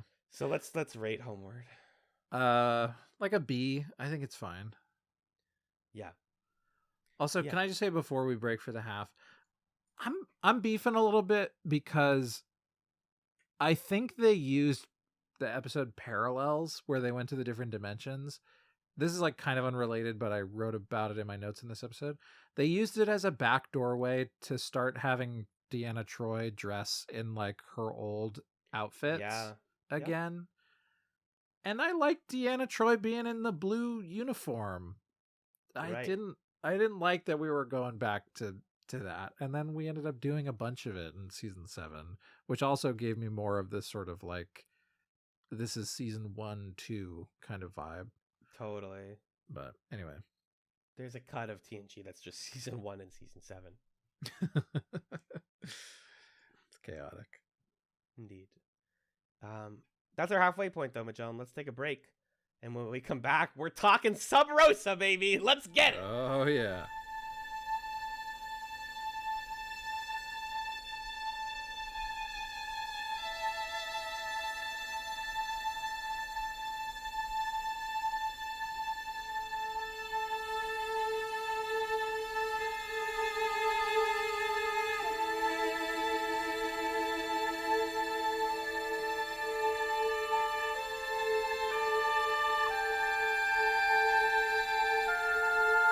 Hey, I'm back with TrekChatz. I'm still talking to Amanda, the regular co-host of TrekChatz. Hi, Amanda. Welcome back. Hi. We're still talking I'm Star just Trek back from my TNG. little break. We took a short break, and you're still here, like you were in the first half. Correct. So this is your first Star Trek show, is that correct? Yes, TNG is the first Star Trek show I ever watched. And what did you think of it? What did I think about it? So the first time Magellan had to do a whole, we have to watch 25 episodes in one weekend thing, I did not like it at all. Right. I thought it was annoying Stinky. for a lot of reasons. Probably because I was in grad school and we had a lot of stuff to do. And also it just felt really, I just saw a lot of misogyny and sexism and racism, and I thought it was supposed to be above that or championing social justice. Yeah. And it just wasn't. Specifically Deanna Troi. I really don't like how they do her dirty every single fucking episode. As a fellow therapist, I imagine, you are invested in Deanna's problems. Yeah. I think in the season I watched, the first season that I watched, I don't remember which one, they just really over-sexualize her. I mean, hey, I'm all about anyone doing whatever they want, but they just don't do that to any other character in the same way they do it to her, and that just feels very obvious, the way her uniform fits, her plot lines. Also, I like her, but very unethical therapist. They must not have a board of ethics in the future, because you really shouldn't have these dual relationships. You're saying that as a therapist, people you counsel. No, I don't think that's appropriate at or all. Or be friends with them, or work with them, or fall in love with them. Yeah, or fall in love with them. That's deeply unethical, and you really can't have a healthy therapeutic alliance with that kind of dynamic at all, even in the future. Who is the character that you did like from TNG so far? You know what? I don't even know. I mean, I like her, obviously, because I'm a therapist. I think Beverly Crusher, I have the most giant crush on her. Hell yeah, same. So beautiful. Her hair is magnificent, and her eyes are just, wow. I don't even have words. I don't hate Picard. I really don't hate him. I really don't like Riker. I really don't like him. I think he is chronically immature. Ooh. I think he has more insight than some other male characters, but not enough to make me like him. He's been kind of flat. I'd say the last couple of seasons especially. I'm just Riker's here. He's just a man. Exactly. He's just a classic man to me. I was listening to somebody talk about, what movie was it? It was the Rise of the Planet of the Apes movie. And they were like, oh, and then there's this woman and she plays the role of woman, which is a really common trope in cinema. The girl who's just there to be oh my God, this main character is so ambitious and I love him. And Riker's the opposite of that. He's there to be the guy to other people. Yeah, I think, there is some insight. I think he is able to see, maybe when he has, overreacted or, has not reacted in a, appropriate or helpful way. Yes. But, he still does some, real questionable shit. And then I just watched, I shouldn't skip to the last episode because I watched the last 20 minutes of the entire season. You can talk about it. I can? Yeah, people know that we've watched all of them. Okay. What happened, Magellan? Or Allen? Oh, wait, you've also seen it. Yeah. I didn't really stop Worf and Troy from being together, but I kind of did, and I just always thought we'd get back together. First of all, in every episode, he's I had sex with this person. Oh, I got I was rolling around in the arboretum, and I got freaking cactus in my butt. Yeah, that's his whole thing. And hey, again, I love.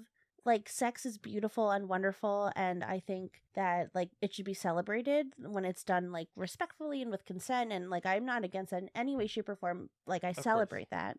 But when a man is doing it out as a way to clearly he has some he needs therapy, but not with the person he's in love with. And the fact that he was oh, I just always thought we'd get back together, and kind of held her back from moving on. Not that I love the whole Troy Worf thing either. The amount of emotional labor that she was gonna have to do for the rest of her existence is an unbelievable amount with that guy. Even though he has, been redeemed many times, but he is a long way from being able to be a true healthy partner, I think. I think Beverly Picard is my favorite, or Crusher Picard is my favorite pairing on the show. Canon, it actually happens. And as we saw in the finale, they get married and then get divorced. Oh, they do? I only saw 20 minutes of it. They talk about how they got married and then got divorced. So it's it's a plot point, but it's not huge. Wait, okay, so here's the problem. I know very little about Star Trek. So sometimes when I'm confused about something, I'll Google something. But then there's so many Star Trek shows, and now there's the Picard show. And then I was like seeing information about that. So I have all this information, and Magellan keeps getting upset with me because I keep spoiling things by accident because I'm not sure. Like, how am I supposed to know on the internet what is from TNG and what is from this Picard show? I don't know. That's like very hard for me to differentiate at this juncture. And honestly, I don't really want to be able to differentiate. That sounds very overwhelming. There's a lot of knowledge out there. Well, for what it's worth, it seems like most fans don't like Picard as a show and think it's stinky. So, Oh. Wait, but can I say something now? Then you could take it off. Magellan, can you shut your ears? yeah, go tell me. And then you could take it. Wait, can I spoil things for you? Yeah, I think I know what you're gonna say. Oh, right. They have a kid. Yeah, Right? yeah, they do. It's like, what the heck? Wait, but are they together?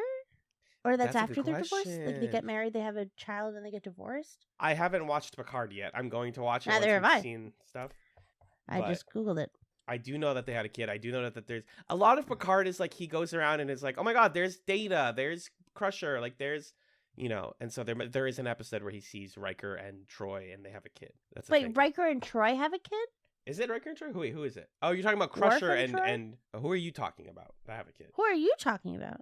I'm talking about Picard and Crusher. Oh, you're talking about Picard and Crusher. I thought that Riker and Troy are together in Picard. I could be wrong. Listener, what the don't correct me. I don't actually fudge want to know. brownies. That Then sounds also, delicious. quick question. Yes, Do ma'am. Troy and Worf actually get together in the show? Because I didn't watch all of them straight through, and then when I do watch a million of them in a row, they all blur together, and they do so much different dimensions and all that different. I don't even know. So what's like real, what's not? Does that happen? Magellan also didn't know. So it seems like in the actual like real timeline that there was a period of time where Troy is with Worf and then they break up and then she gets back with Riker and then she dies before either of them. That's in the that we find that in the last episode because I remember Correct. seeing that in the. Yes, yes. So the stuff that happens in the last episode is real. The present stuff is, yeah. I think it's all real. Oh, what? She Yeah. dies? Why does she die? She old age. They're old. They're really old at the end of it. Oh. Also heard Race might like die early or something. Well, yeah, like the burden of the mental and emotional load must really take it out of them. Exactly. It's because she's an empath, right? And they talk about how Yeah. her mother, who I know you were a big fan of her mom, Luoxana Troy. I was. Or you remember? I think Magellan was saying that you were like googling like Star Trek therapist mom Jewish. Oh yeah, I was like, is she supposed to be coded as a Jewish mother? And there was someone on the internet on Reddit that agreed with me. Not that Yeah. many people. Not that people disagreed, but people definitely there was people that agreed. Yeah, she. I mean, but I also think a lot of like cultures have that kind of overbearing, The overbearing mother stereotype. no boundaries. Must make sure my daughter has a husband trait. Yeah, you should see some of the weird stuff that Luoxana did in old seasons, like sexual stuff too. She's horny. She's a No. horny grandma or Well, horny she's mom. allowed to be. I totally support that as long Good as for there her. are boundaries Yeah, absolutely. with her children, which it doesn't Which sound you- like there are. It's up and down. Interesting. Any other big thoughts on Trek TNG? What you Oh. watched of season 7? I really enjoyed it. I definitely can say I was a Trekkie this season. Hell yeah. I wonder if that would be different. Like, I think I'd probably like it better if I wasn't watching it. Like, if it didn't eat up our entire weekends when we have to watch it. Like when I could like watch it at like a leisurely pace and not like, Mhm. okay, we have to watch 8 episodes today and 10 episodes tomorrow. And almost every any activity that we're doing inside our apartment, like cooking, like socializing the foster kittens, playing a game with our roommate, Star Trek is on in the background. So I think I would probably enjoy it more watching it at a leisurely pace. So I'm hoping to encourage Magellan for the next time you guys have to watch Star Trek to do it maybe like 1 or 2 every week. That'd be a but I don't great think that'll idea. happen. That's how I but do it. don't. It's a good idea. Yeah. Or Magellan gets a job where he could also watch stuff at work. Ooh. Yeah, that is the secret to why I'm able to do that. That's fair. Yeah. I He's admit watching that it on the privilege. subway. He's watching it when he's like doing the dishes. In the when we're shower. walking, when we're walking to Trader Joe's. Oh my gosh. What a kid. Well, I did get him something where he could watch stuff in the shower. Wait, what is it like covers his It's phone like or a something? thing. Yeah, because you say Cool. he's showering, so we need to get him something to help it make it more tolerable. And it helped for a while. I'm glad. Yeah, Magellan's nodding. All right, well, I will not take up more of your listeners' time. Anything you'd like to plug, Amanda, before you go? What? Oh, Or do you want to give a chat some? Uh, Just recommend us something. What's something that you like this week? Something that made you happy? No, I want to come up with it right now. Well, Magellan and I have a podcast. Okay, what's it called? Yeah, what is it called? Well, it was for my capstone class in grad school on how social work grad school is not neurodivergent. Not only is it not neurodivergent affirming, but it is also not accessible to different types of learning. Right. And it was a great podcast, and Magellan will link it in the blurb or the what is it called? Description. The show notes. I'm really proud of it. And it was a really beautiful thing to do together since Magellan authored many of my papers for grad school. Wow, that's beautiful. I'm okay with admitting that. I would write the outline and do the research, but Magellan would do the writing part. Because grad school is not accessible to different types of learners and different ways of showing that you know and understand knowledge. Well said. And that's why I had a ghostwriter. Wow, All I right, didn't know here's this. my I'm learning so much. ghostwriter now. Bye, Amanda. Bye. Love you. Love you too. I just hit my flying pole. Oh, no. Keeping all of this, guys. I hope you love this. Oh, you did a great job. You did great. Wait, my drink.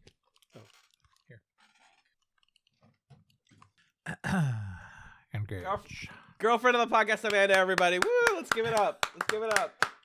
You have a thunderous applause button handy, Magellan? Yeah, hold on. Fuck, that's the wrong thing. You never get it! No, shit. There it is. Yeah, Amanda. Woo! Thank you, Amanda. That was awesome. What a wonderful little interlude for the podcast. Mm-hmm. All right, back into it, Magellan. It's time to talk. We talked about how beautiful Wesley, very beautiful. We talked about how beautiful Beverly Crusher is, and now it's time to talk about 714 Sub Rosa. Sub Rosa. It's the episode where Beverly fucks a ghost. Alan, are you making that up? Are you exaggerating? Are you making a bit? No, I'm entirely being even a little bit. That's it's basically Beverly's mom passes away at the funeral. She's given a candle. Her grandmother passes away. She's given a candle. It contains the spirit of a man that's been in love with her family for generations, and so he manifests as a ghost in her childhood home and has sex with her multiple times, and she almost stays with him forever and abandons the Enterprise until they save her at the end. This is the episode where Jonathan Frakes directed it, and I wish he would put the Steadicam away because it's already so weird. This is considered the worst episode of TNG. That's wrong. Yeah. That's just fully wrong. You know why? Who's saying that? A lot of people, like the fans. But here's the thing. It's bad. Like, it's pretty bad. It's also so fun and funny. Yeah. And crucially, maybe I should have asked Amanda what she thinks about this. People tend to make fun of episodes like this where women have a lot of sexual, conduct. She doesn't have sexual agency, to be fair. That's important to note. But she is engaging in sexual acts. And for people to say like that makes the episode somehow less valuable, I disagree with. I think we should show that people have sex in the Star Trek world. Like, that's totally fine. I do want Picard to say the phrase exceptionally vigorous libidos every day for the rest of my life. Yeah. I mean, it's also just like this. All this is a corny, weird, melodramatic genre pastiche, right? Yeah. It's just that, like, all the other corny, melodramatic genre pastiches that the show has done that have been bad are like Sherlock Holmes or like frickin', I'm a gangsta guy or whatever. Right. Like boomer dude stuff. And this is like Dime store romance historical novel. period piece romance novel. Exactly. Like a little bit of, kind of, what's the word I'm looking for? Occult, like whatever. There's a ghost. I'm in love with a ghost and he's Scottish. And Yeah. it was fine. It was fun. Like I had a hard time ranking this one and figuring out where it landed. I think this might be the first so bad it's good episode, or bad but actually good, in a long time. But it could also just be like a B tier episode because Gates McFadden absolutely kills it in this one, except for all the weird parts where she's like having an orgasm or whatever. But like the bit in the graveyard at the end is great. So I don't know. To say that this one is the worst episode of the series, I think you're telling on yourself a little bit if that's your opinion, to be honest. Also, it's not boring. Like, we always say this on chats. The worst thing that any piece of art can be is boring or unengaging. And this is hilarious. It's meant to be funny. It's not trying to be ultra serious and then turning out to be funny. It's definitely comedic. The way that they're like the exceptionally vigorous libido. It's like, that's a comedic line. I wrote in my notes, I wish I took an edible before this. I would have heightened the enjoyment of this episode by tenfold. The freaking graveyard scene has graves for Vader and McFly. We know what you're doing. You're a bunch of nerds writing this. Like, I know that everybody involved in this was a big dork and somebody probably wanted to just make a horny episode. And I think it has this reputation for being a stinky pile of trash because, again, it's just about Crusher. It barely feels like a Star Trek episode, to be fair. But we've seen better and worse episodes that didn't feel like Star Trek. We've said this before. Yeah, 100%. The part where the grandmother comes out of the grave for a second and like attacks Beverly, that was awesome. That's pretty funny. It's just entertaining. I think low B, high C for me, just because like it's just barely a Star Trek episode. It's like a Goosebumps episode or like a horny Goosebumps, but I think bad but actually good, just for the sake of using that category one last time. Yeah, I think it is the epitome of that type of episode. God, one of the weirdest episodes to one of the fucking best episodes of the series, huh? Here we are. Oh my lord, yeah. It's 7:15 Lower Decks. The much hyped episode about a day in the life of a couple of junior officers who have normal people problems and they stress about their jobs. And one of them is sent on a secret mission to infiltrate some Cardassians, and she dies on the way back, I believe, or en route. Yeah. Wow. So I thought for various reasons that this was going to be like a funny episode because there's a whole cartoon with these same characters, right? The Lower Decks characters. No, I think it's some of these people, same names. Some of these people, not. Lower Decks is way broader scale than this. I see. So there's that, and then there's also like the Babylon 5 episode that's basically this. That's a little more comedic in tone. Yeah. And so I was expecting we'd get kind of like a Rosencrantz and Guildenstern, are dead kind of thing or something, which also that play is actually a lot more dramatic than you'd expect it to be. Yes, but anyway. But after watching this episode, I think the last thing I want as a follow-up is an animated silly cartoon. I'm good. This episode was one of the best, most emotionally moving, heart-wrenching, human episodes that TNG has had in a while and maybe ever. It's very good. Incredible work. It's the best of these like day in the life, what about the side characters episodes I've seen, I think. Because one, it completely reframes who our main cast is and makes them all out to be those shitty bosses that you're super anxious about. I think TNG has done stuff like this before, but this episode really nails the like, you think that Troy and Riker are like fun, flirty adults, but they are like the scary adults to these people. They have your career is in their hands. Worf is your mean boss who trains you and does stupid tests to you to see if you're ready for a battle. And stuff like everything that happened with Wesley and his whole situation with Starfleet, that all mattered too. The young people in Starfleet are important. Yeah. It was not on my bingo card that one of these characters would be one of the people involved in the Wesley scandal from season 5 or whenever that was.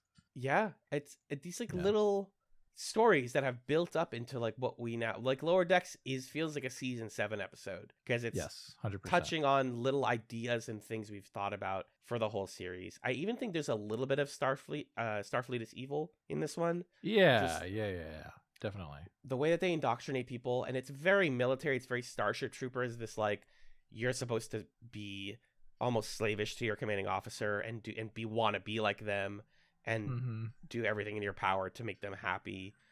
the way that the crew lies and manipulates their underlings of the lower decks people on a daily basis, that they're like, oh yeah, I mean, like, we have this test. The fact that they judge these people and talk about them in a bar, like in public, and it's like, you can just do that. There's no like, so unprofessional that Riker and Troy are doing the evaluations at 10 forward. You should not do that. Exactly. And Yeah, I wrote that this felt like fun. Like, this is Starship Troopers by way of a teen drama. We've got like Ogawa, who has got a crush on this guy, and they're dating, and maybe they're gonna like have a kid someday. We've got like a political plot. We've got jealous coworkers who are like, you know, rivals to each other. Lavelle literally wants to be Riker. He just wants to consume Jonathan Frakes' soul and become him. And as I was just talking about with Amanda, no, you don't. You don't want to be Riker. So our main cast here is Sito, the plucky Bajoran, who ends up being the sort of star of this episode. Torek, the stern Vulcan who works with Geordi and realizes what's going on with this plot before everyone else. Ogawa, the lovey-dovey human with Beverly, and Lavelle, the red shirt who wants to become Riker. Sito was involved in the Alpha Squadron cover-up with Wesley and Joshua. Right. This episode just accomplishes like the impossible by introducing 4 new characters and making us care about all of them very quickly, tying them all to existing characters. And this episode, like you were saying, it can only be a season 7 episode because it's drawing on so much foundation. You have to really know Riker and Troy and Geordi and Worf and Picard and understand their motivations and their character in order to understand like the subtle nuanced differences in how they're portrayed and performed in this episode to get what's going on here. Like even something as simple as Crusher, for all intents and purposes, is pretty similar, but she's just way nosier and gossipier. And you're like, oh, wait a minute. I don't like this. This feels icky. Right. Yuck. And then also it is one of the like more subtle DS9 tie-in episodes with the Bajoran Cardassian stuff. That actually works pretty well and makes me want to go watch DS9 right now to understand that conflict a little more and explore it more. Sure. Let's do it. Yeah, let's do it. So I really like this one. The one thing that I felt was missing from this episode, what's that? Is we end up inventing another new character who's the bartender at 10 forward. And what is this guy's name? I'm trying to find his name. He's in your notes. Ben, the waiter. Weird. This should have just been Guinan, yeah, 100%. Why is this guy? Who is this? Like, we already had a civilian 10 forward character who knows a lot of people and can effortlessly move between social circles and is like wise and gets to the point. And we had this character, and I don't know why we stopped writing Guinan into the show. I've been missing her for a while. And this episode, it's like, Ben's great. The guy who's playing Ben is doing a good job. He ingratiates himself immediately. But yeah. I'm going to read you something from his wiki page. Okay. So my argument was going to be that they picked Ben because he can play poker with the crew. Guinan would not have played poker with the crew. But here's sure she would have. But anyway, go ahead. With the juniors though, I guess maybe she would have. Sure. The character of concept of Ben was created by Renee Echevarria, who wrote the script for Lower Decks. Of the character's creation, he said, "I decided to bring in someone who is not Starfleet." That's Guinan. The invention of Ben came about because Echevarria wanted to have a character who, quote, hitched aboard the ship for fun, Guinan, unconcerned about rank, definitely Guinan, and who passes along stupid rumors. The Ben character was never intended to be Guinan. Ben allowed the writers to present an insight into the lives of civilians who lived aboard the Enterprise, something which the writers had wanted to do for a long time. I think you just could have done it. I understand. Like, he lives there. Even though Guinan also lives there, she's like ancient being, and she's not a normal person. This is like, we brought a normal person on. That's the point of Lower Decks, the episode. But like, you could have done it. I don't know. I get it. I'm happy with people arguing against me. And I think this episode in a vacuum, he's perfect. I think he does a great job. He's a very engaging performer, and he's fun with the kids and with the big kids. Yes. But it just made me miss Because every time they go to 10 forward, it's just like another set for the characters to sit in, as opposed to a place where we hang out with a particular character. So Right. for an episode to be for 10 forward to be such an important location in this episode, like the only place where socially the two circles can intermingle, I felt Guinan's absence. But anyway. I did too. So the plan this episode is to return this Cardassian, who's actually a Federation operative, to his people, since he gave Starfleet their info. I guess this is Starfleet is evil, huh? But he needs a prisoner so that it looks legitimate. So first of all, engineering fires on the back of his ship, which the Vulcan realizes very quickly is what's happening. Cito's going to pretend to be his prisoner and wear fake bruise makeup. We're breaking some peace treaties to do this. And again, she does not survive the trip. I think they are attacked or something, and the ship is blown up. Rest in peace to Cito. And I thought that they were joking. I thought that they were going to be like, oh, not joking, but that they lied about her death and like they were doing something more Black Ops-y and they couldn't tell the lower decks folks. But no, she is dead. She just is dead. Yeah. And that's really sad. And that's how the episode ends, is that, you know, we set up this rivalry between her and Lavelle, and he just gets the promotion because he lived through it. And sometimes that's what being a Starfleet officer is like. You just survive longer than your coworkers, which is really depressing. Yeah. I think this is an absolute S tier episode. I don't think it's a question. Oh, 100%. Yeah. I think the whole Cito-Worf relationship and arc is so beautiful and tragic. For her to be like, oh my God, I don't know why am I up for this job? I don't feel qualified. For Worf to be like, well, I recommended you. I think you're going to do great. The little scene that they have in the martial arts class where he submits her to the unfair test. Yeah. And she says, what the heck? This is unfair. And he's like, good, you passed. Good. Now you can go tell Picard that he's full of shit. I love that. And I love how mean it is of the writers to have her be like, I'm so proud of myself and I'm so grateful to you, Worf. Anyway, I'll see you soon. And then for her to go die, yeah, that's just a gut punch that works really, really well. Especially that exchange where they explain to her how dangerous the mission is. And then Picard says, I'm not ordering you to take part in it. She says, then I volunteer, sir. Oh. And then when she leaves the room and the Cardassian spy guy says, I didn't realize she would be so young. Starfleet.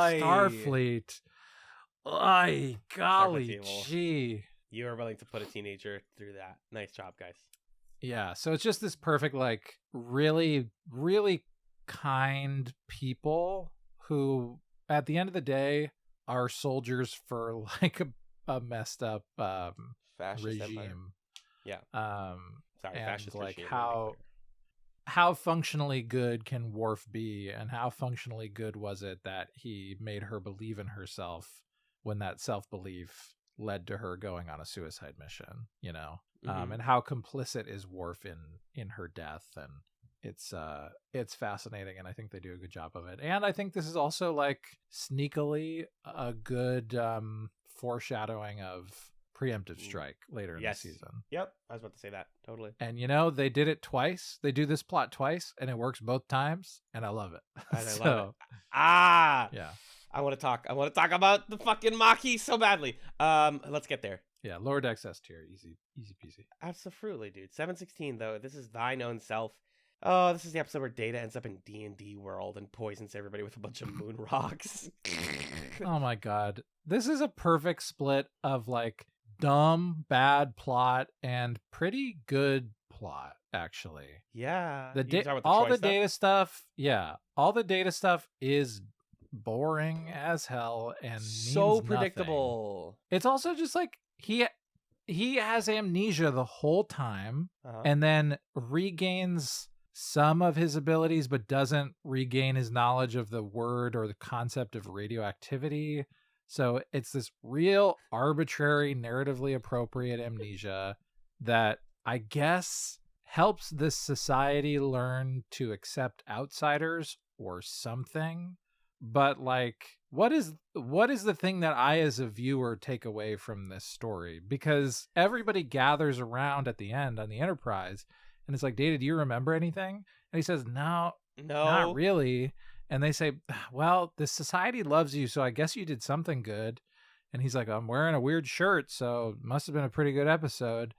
Like, why did I watch that? This is just, to me, proof that this season does not need to be 25 episodes. Yeah. And this episode only exists so that someone can turn on their TV and say, oh, Star Trek's on. Okay, well, that's fun. Oh, Data's doing stuff. All right, sure. Sorry. Jaden. But it's just a big fat nothing.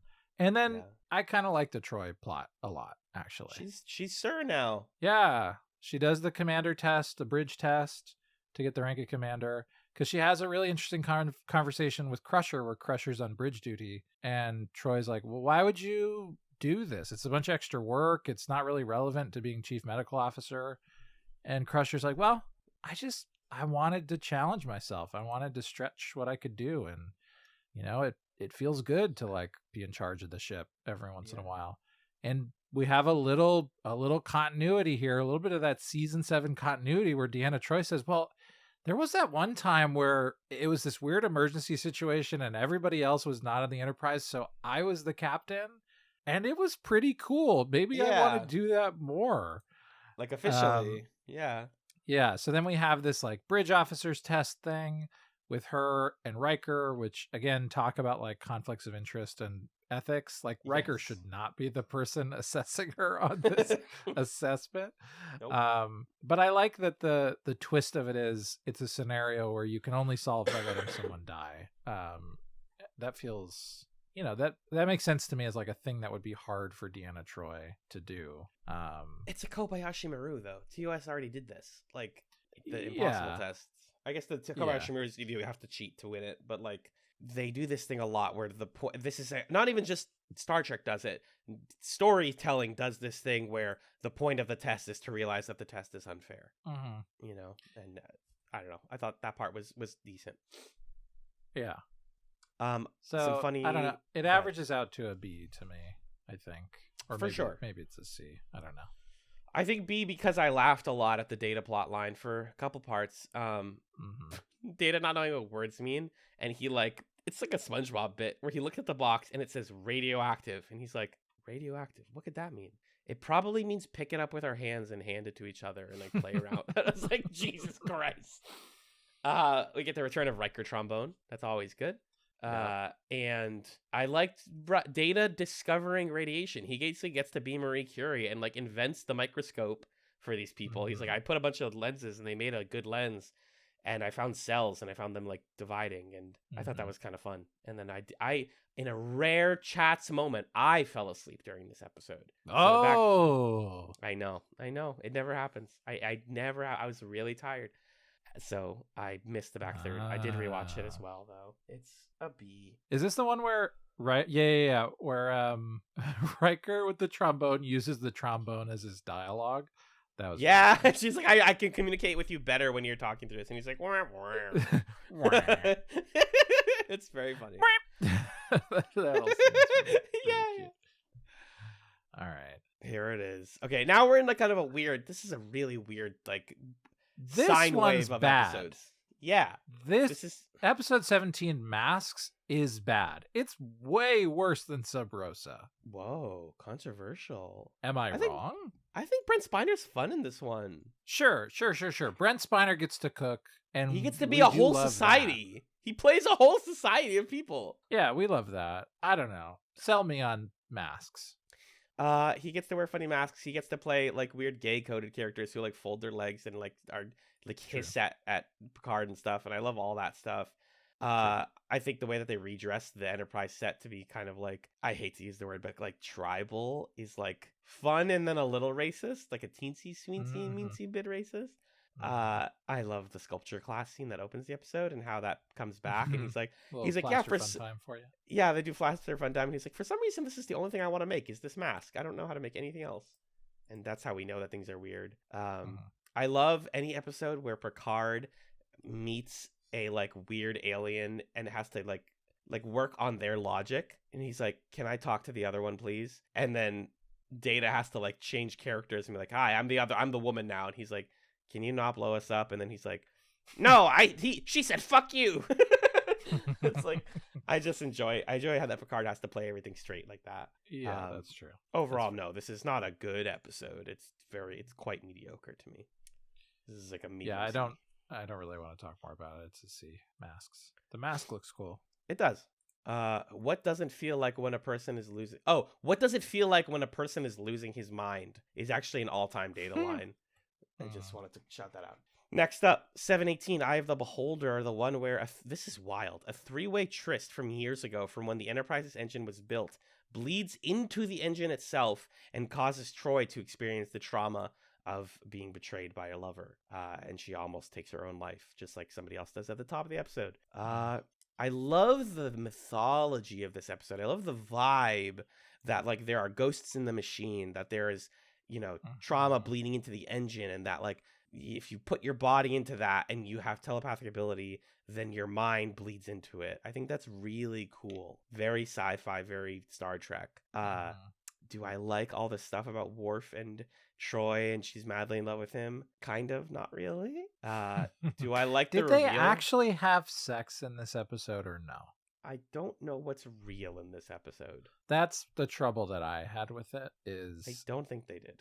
Like they're doing this thing of what's real, what's Troy kind of reliving this scenario, and it definitely is disorienting and kind of scary in the way that they're trying to evoke.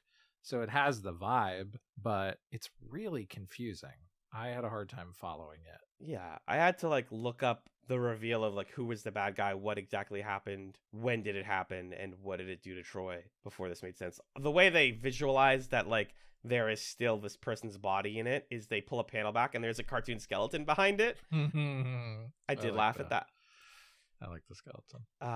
Something I noticed that TNG has been doing a lot, especially this season, is people using their security override codes where they'll be like, computer, like call into Riker's phone line directly, and it's like, I can't do that. And then they're like, use Troy's authorization code XL7555.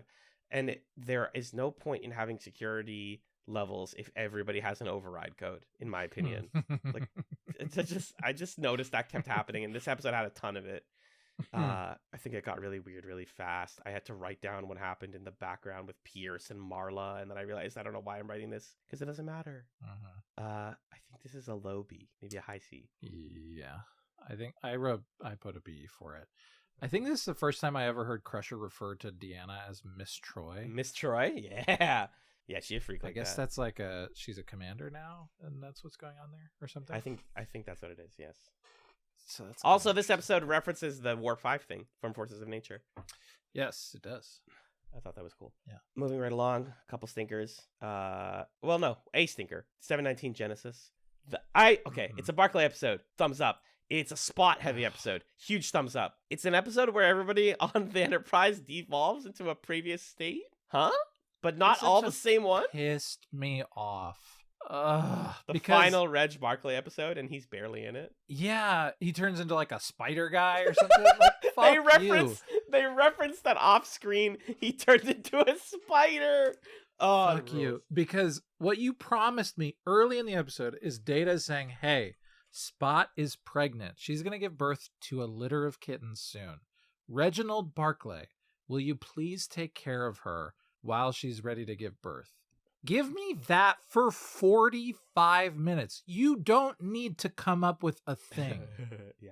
You don't need a premise. You don't need science in this fiction. You don't need like, everybody's devolving. Oh my God, now we got to figure out, Deanna's going to turn into an amphibian and Worf is like a scary guy and Picard's going to turn into a little monkey. Whoa, better be careful. And now Spot's a lizard.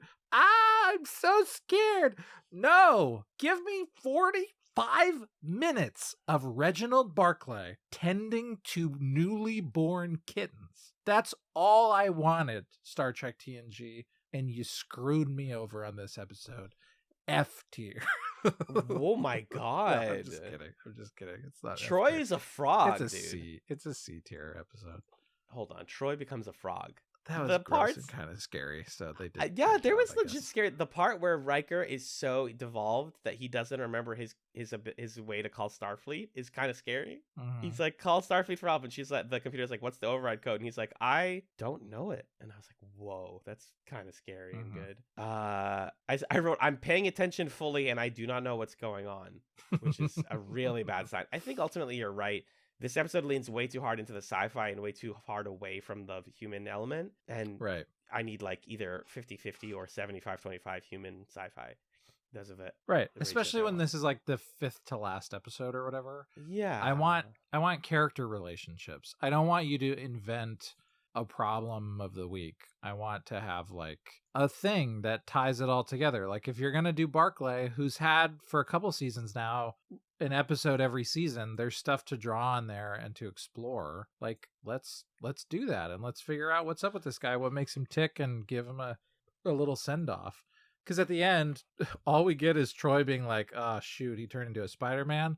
He's going to need a lot of therapy after this one. Ay, jeez Louise. I will say, C-tier. and I'm not just saying this to be nice, this is Gates McFadden's only episode that she directed. It's actually pretty The well direction directed. is great. It's very Yes. scary. Yes, it's very scary. I think it's so funny when Picard is like so scared and Data's like, you just became a prey, and so everything is a predator to you. And he's like, I think we're gonna die. Like Scoop. He like becomes Shaggy. That part's hilarious. Yeah. No, it's successfully visually horror. The script is bad and makes me mad. Brandon Braga. C? C. Yeah, you're saying yes in Spanish. Moving right along, we're nearing the end here. 720 Journey's End. Oh, this one's heavy. This is the one where Picard has to reckon with years of genocide in his family while negotiating with an indigenous tribe's exile. Meanwhile, in addition to that extremely heavy plot, Wesley joins the Traveler from season 1 in like the 5th dimension to go explore the world. Okay, let's talk about the Wesley plot real quick. What the hell are you talking about? We haven't seen Wesley in like 3 years or something. And this cat is back because we have to give him a finale, I guess. I don't know. I mean, I appreciate that they felt obliged to conclude his character. Yeah. But this is not like he comes back in this episode as a caricature of Wesley. Like, I don't think he was written with that much tenderness or like respect for who he is. Because I will defend Wesley Crusher, as I think he's an interesting character. I think there's good Wesley episodes. I think Will Wheaton does a good job. I think in this episode, he's like, I'm mad. Why are you mad, Wesley? 'Cause I'm a teenager. That's why. Also, I don't want to go to school anymore. Why not? Because I don't like it and my dad's dead. Ah! Okay, fine. So what are you going to do instead? What'd you say? He's a bit of a piss baby in this one. That's true. What you're saying. Yeah, he's a piss baby. And then they're like, okay, well, here's this Native American guy who's going to do all of this tropey bullshit. And then the guy's like, just kidding. I'm the Traveler. And you're like, okay, bye. See you later. I don't know. A lot of thoughts.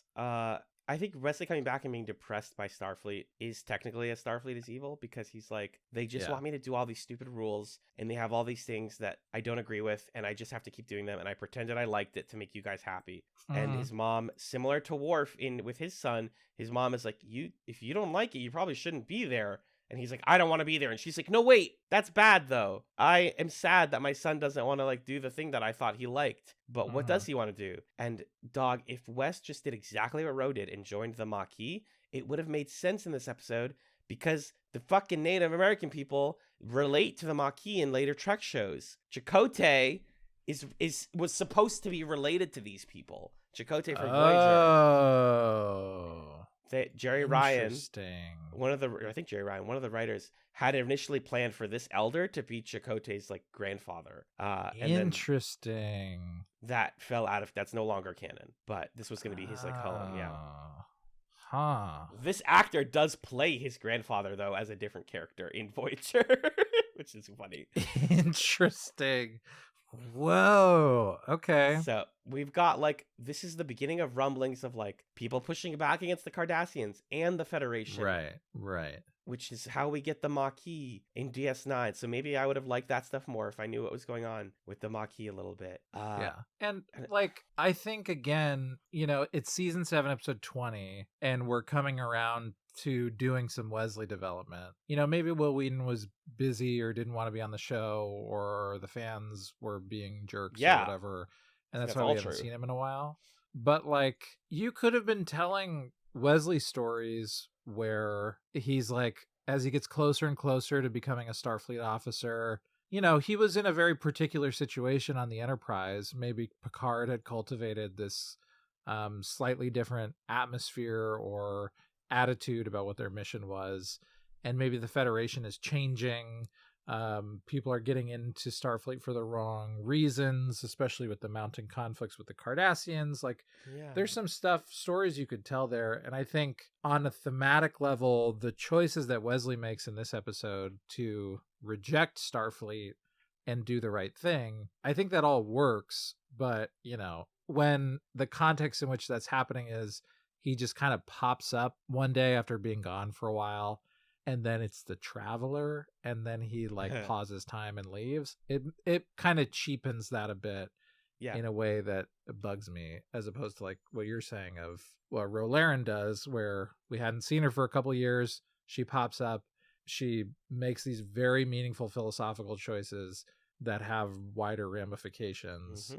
And it's like, oh shit, that was the right way to like bring a character back and send them off. So and I get it. Didn't love like the Wesley treatment here. What were you saying? I didn't love the Wesley treatment here. Was my final thought. No, I think that it also ties into what you're saying, that Will Wheaton was treated like crap on the show, and they had to ask him to come back, and by doing that, they also had to instantly write him off permanently. Like, by putting him with the Traveler, they never have to ever bring him back, because the Traveler exists beyond. He's like Q, like he can just go anywhere. So you never have to do anything with him again. So in a way, it's like, oh, we gave him a send-off that some people might like, but now I finally understand why the fan complaint of Wesley was, one of the complaints was, he's just a special boy. We just give him the ability to travel between all the worlds now, like, and see society for what it really is. Right. And we're not going to, why does he get that just because he's Wesley? Like, that's a totally valid complaint of this character. I think this is a B episode because of how it feels, Wes. Well, let's talk about all of the Native American stuff. Oh, sure, now. That too. Yeah. I wanted to get the Wesley stuff out of the way. Sorry, yeah. This is, I have very mixed feelings about it, because on the one hand, like, it's your classic, there's like an X-Files episode, I can't remember what it's called, but it came out around the same time, and I feel very similarly. There must have been some kind of a moment in the 90s of people reassessing, like, mainstream white Americans, the kind of like cultural zeitgeist reassessing Native American history, and that coming into TV, because there's a similar X-Files episode where like it Shapes, season 1, episode 19, April 1994. Yes, Shapes. Same month. Where? Oh my god. Yeah, right. Exactly. Like, there must have been a book that came out or something that everybody was reading. I don't know exactly what the thing is, but where it's the similar thing where they kind of like collapse all of these different indigenous cultures and societies into one thing, which is just your space Native Americans now. And also, they're trying to say something about this. So like I feel conflicted about it. It is definitely a ballsy move to, instead of doing what a sci-fi show would normally do, which is, oh my gosh, there's this society of aliens and you might have to remove them from where they are, instead of doing like an allegory of an Indian removal situation, they just put Native American people in space and do it, and it's not an allegory, and it's kind of a wild move that is pretty cool and handled very, very like shakily, but I kind of respect it as a choice a little bit. It's really ambitious. It's definitely ambitious, Ronald D. Moore, writer of this one, you swung for it. I don't think you hit it, but I don't think you missed it 100%. I'll be honest. That's why it's a B to me. Like, we're literally quote referencing the Pueblo Revolt of 1680. And Yeah, the guy I is was like, whoa, okay. Somebody had a history class. Nice. and then they're good. like, Picard, your ancestor was there. He killed people. And that he's like, was pretty good. he like starts to have the little reparations moment of like, do I have to give you guys something? Like, do I owe you for what my family did? I kind of do. And the Cardassian stuff is here. And this episode is like intersecting with some DS9 stuff. Because, like I said, the Maquis stuff is starting to build up here, like literally week to week on DS9. But then, yeah, I think that there's something problematic about Wesley becoming an anti-colonizer because of a Native American vision quest. Yes, but I wrote, hey, whatever gets you there, like whatever gets you to do that is good. But like, right. Yeah, 100%. Also, shout out to the Cardassians in this one. Gulliver is too cool to not be seen again. If he's not in DS9, I'll be sad. I think he is. Yeah. I love the Cardassians. They're so weird and good. And this is just, let me be fully like history brain for a second. Clearly, there's just a lot of like conflating of historical events and themes and ideas happening here, because they're purposely using the word remove a lot to evoke Indian removal in like the 1830s, which is a very specific historical event with a very specific group of Native American people. Obviously, there have been removals of different kinds and different mechanics over the course of history in North America, but to sort of do this removal thing and blend it with Pueblo Revolt, but then the like visual trappings of a lot of the Native American characters in this are, I guess you're kind of going for like the typical way that like Sioux people or Lakota people would be portrayed in like a American Western or something. And then there's something kind of funny about like the only historical event that we name by name is something that happened in the 1600s and was carried out by Spanish colonists. So you're kind of saying a thing, but you're also kind of tiptoeing around naming any specific American events, which kind of makes sense because Picard textually is European. Is right, yeah. But also, majority it's an American show. Audience. I would assume it's an American show. So, yeah. Anyway, so somebody just said Trail of Tears, I would have popped off. Right. So there's a lot going on here. I want to read like many essays about Journey's End, but I think it's a B tier. I think that's right. I think it lands there, though it's so ambitious and so wild, continuity-wise, storytelling-wise, crossover-wise, everything. They're laying the seeds for Voyager stuff. They're laying the seeds for DS9 stuff, and they got rid of they sent off Wesley, and yet it still lands on a B for me. You want to talk about Firstborn 721? Yeah, let's do it. This is the one where Alexander comes to train Alexander to be Alexander. Yeah, a future version of Alexander disguises himself as a different Klingon to show young Alexander that yes, the Klingon culture is beautiful and you should learn to become a good warrior, because spoilers, Worf is going to take over the Klingon Empire eventually, which means that his son is going to inherit that, which means that we need a strong leader for our people to survive. Interesting episode. Interesting. I thought this was kind of boring at first with the whole like, I don't want to be Klingon. I think it's stupid.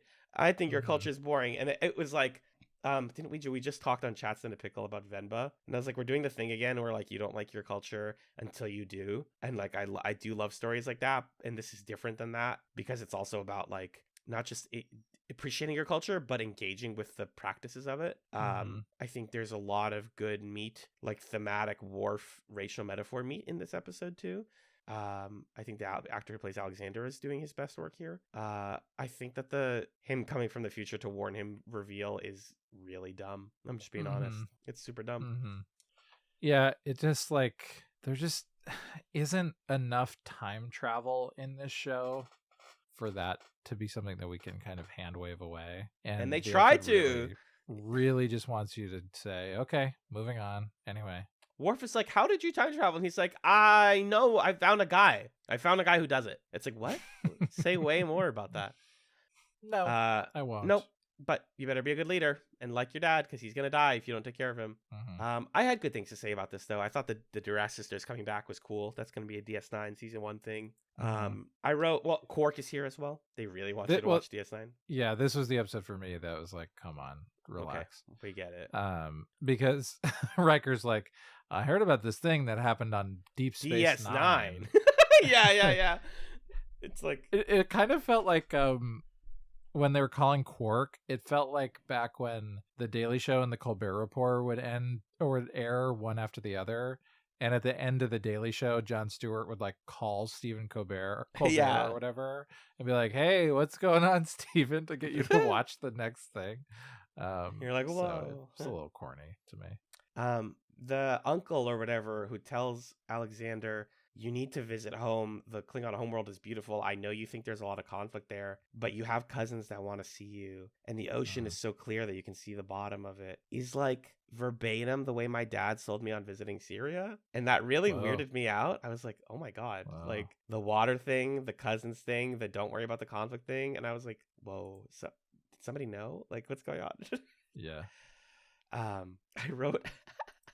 There's a red shirt that comes up on the show a few times that always gets kicked off of her desk at the on the bridge. She looks like Brian Jordan Alvarez's wellness character with the wig, Wendy or whatever her name is. I wrote in my notes later what her name is in her final episode. I don't remember what it is right now, but Worf has an incredible diss when the Duras sisters are like, "You tarnish our name," and he says, "You cannot tarnish a rusted blade." And it's like, damn. Okay. Damn, Okay. that's nice. Really good. This is a B, I think, right? Definitely. Solid B. Definitely. Okay. Let's do the next two real quick. Sure. Real quick on the next two. 722 Bloodlines. Picard has a secret son, except it's actually a plot motivated by the father of the bad guy from the battle in season 1. His son is a criminal. Oh no, what if I have a son? You know what? I've decided I will love my son, and I will defend him. He's actually not your son. This guy literally modified his DNA to seem like your son. You didn't have a son. Don't worry about it. What? Why? That's such a cop-out. Let him be his son. Let Picard have a son. I know. Who would have thought? This is your 4th to last episode. You only have 3 more in the chamber after this. Yeah. And you're going to do a sequel to episode 9 of the show? That's your move? Very weird. Very weird. Very choice. weird. And you could have just, like, again, you don't need to come up with science here. If you really just want to do a thing where Picard has a son with somebody who was a lover of his in the past, I think that actually would work really well, because Picard has had multiple episodes where he's like mulled over, oh, should I have stayed and not gone to the academy? Did I make a mistake? Like, give him a son. With the lady from the one episode where he went into the holodeck France Cafe thing. You already laid the groundwork for this. Yeah. But instead they say, yeah, well, there's this one lady that you've never heard of that I had sex with 24 years ago, so maybe her.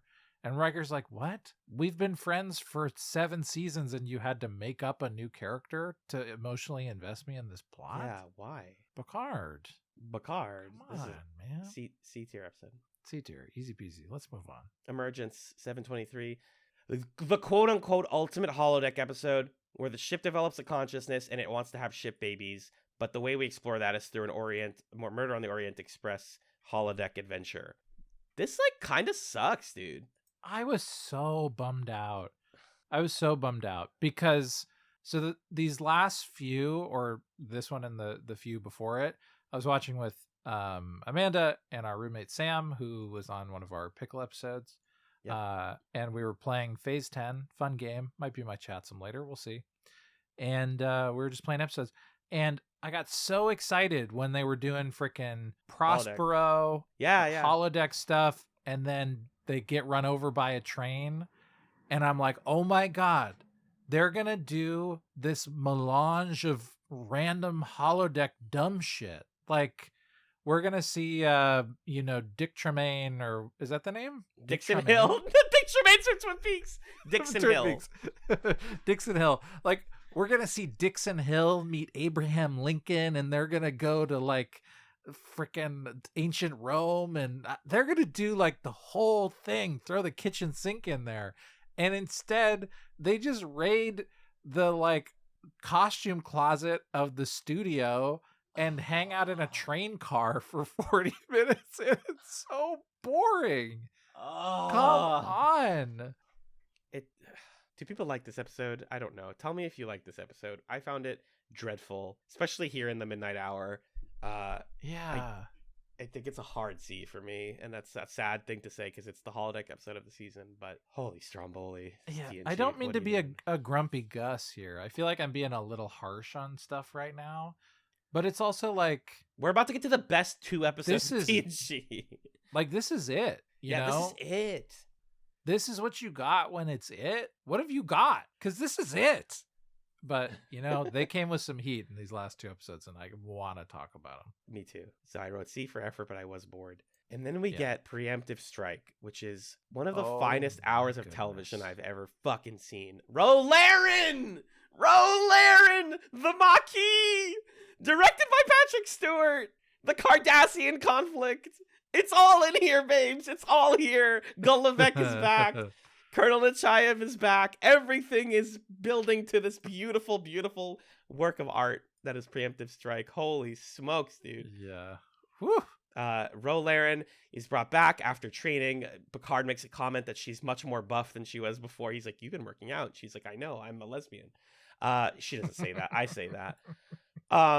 They assign her to infiltrate the Maquis, which, if you don't know, I've been saying the word over and over again, is a faction that's separate, basically a splinter faction from the Federation of people who don't agree with the Federation's ideals and have kind of done their own thing and are like trying to form a society on their own.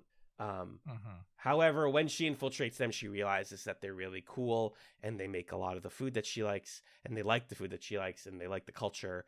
And so she goes, I feel conflicted about my connection to Picard, who's like a father figure to me, and my connection to my morals. And she makes the right decision at the end and betrays Starfleet and joins the Maquis. They committed, you guys. They fully committed.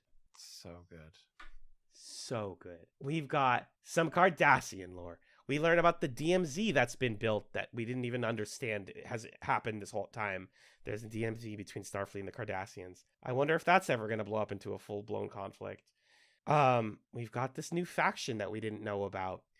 I've been talking about how the Federation is evil. The Federation is evil. Well, there are people in the universe of Star Trek who know that and made their own faction. I am so excited to see what they do with this in DS9. I also am going to be realistic and say it's 1994. They made a rebel faction. I'm going to guarantee you within 1 season of DS9, they're going to go, the rebels are too violent. I mean, I agree with their ideology, but like they're going about it in the wrong way. And they're going to equivocate and they're going to say that Starfleet's ultimately the good guys. And I'm going to be mad about it.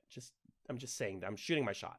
But for now, Rolaren joining the Maquis, this episode slaps. I love it. I just had a great time. Yeah. Rolaren is an awesome character. I wish we would have seen more of her. I kind of wish that it had happened where she was going to be like a main character on DS9, but also Kira seemed cool from the DS9 pilot, so Right. maybe that'll all be fine. This is a perfect close to Rolaren as a character. She always was kind of like doing what she felt was right. She was always motivated by interpersonal relationships more than an institutional sense of, duty or honor or whatever. And so I kind of loved that in the second to last episode of the show, instead of doing the warm and tender, everybody goes to the shawarma place after we save New York City thing. That does happen in the last episode, but like we don't spend the second to last episode kind of wearing our laurels. What is that? Rolling around Resting on our laurels. We don't spend the second to last episode resting on our laurels. We do this thing where it's like, hey, look, here's a character who joined the Enterprise because it really meant something to her, and here's why she leaves it and disagrees with Picard. And here's how Picard takes somebody who looked up to him, saw him as a father figure, admired him, and he really sours that relationship and sides with the institution over the people and over the right thing. The scene where we go from her like new surrogate dad guy in the Maquis to she goes to the bar and sits with Picard in the booth. And the two of them are faking this like flirtatious, intimate conversation because they're pretending that she's a sex worker. Yeah. That I'm and never there's, gonna like- stop thinking about that scene for the rest of my life. That scene's amazing. And there's like this real intimacy and tension between them. And also Picard is like, it makes it so clear that Picard is using her as much as he may care about her as a person. And it kind of calls into questions like, what are Picard's motives here? How does he really see her or relate to her? What is their relationship really? Because he eventually says, look, you have to follow my orders, and if you don't, then I'm going to get you court-martialed. And he like threatens her. That scene is masterful.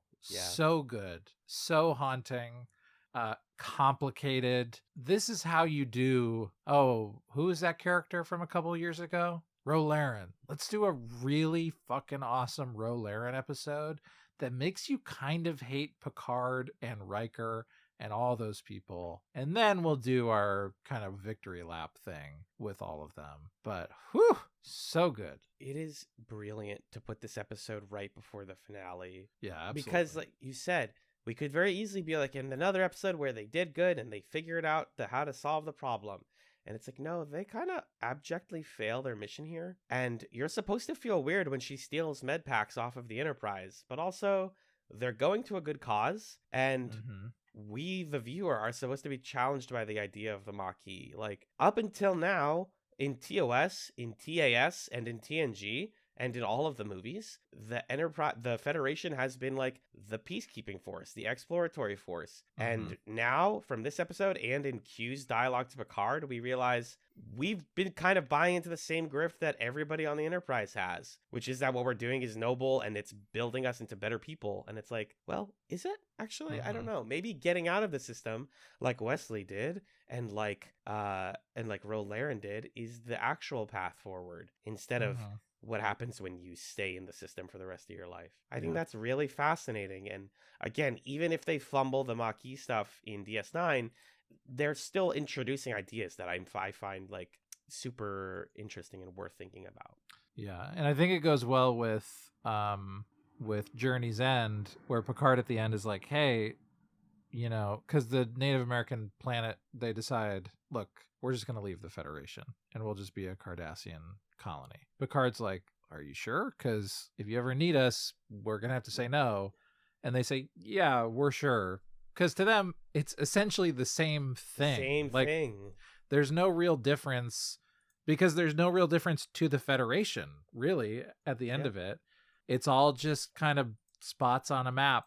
And what makes the Federation functionally that different from the Cardassians, from the Romulans, from the Klingons, from all of these quote-unquote bad guys. I mean, obviously, those societies are portrayed to us as like more warlike or whatever, blah, blah, blah. But when you are a person on the ground, what is the lived experience of living in a Federation colony? Yeah.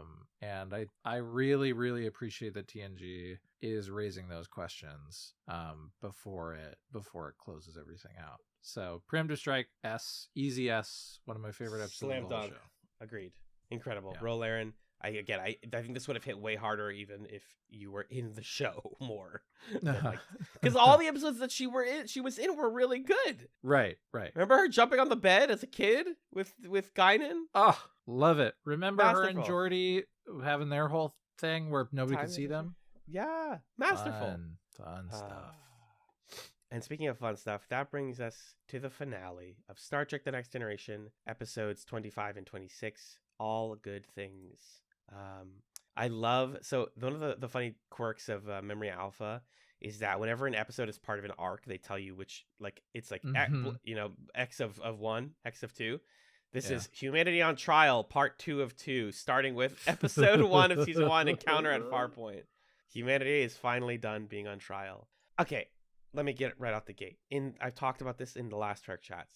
In the intervening year that we've done Trek Chats, I've discovered my love of Q Card, which is the ship dynamic between Q and Picard.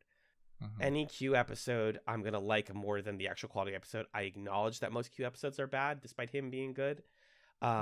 There is so much good meat between the two of them in this then, that everything else that's going on, I was able to like put aside for the first 45 minutes or so. And I wasn't even thinking about it as a finale.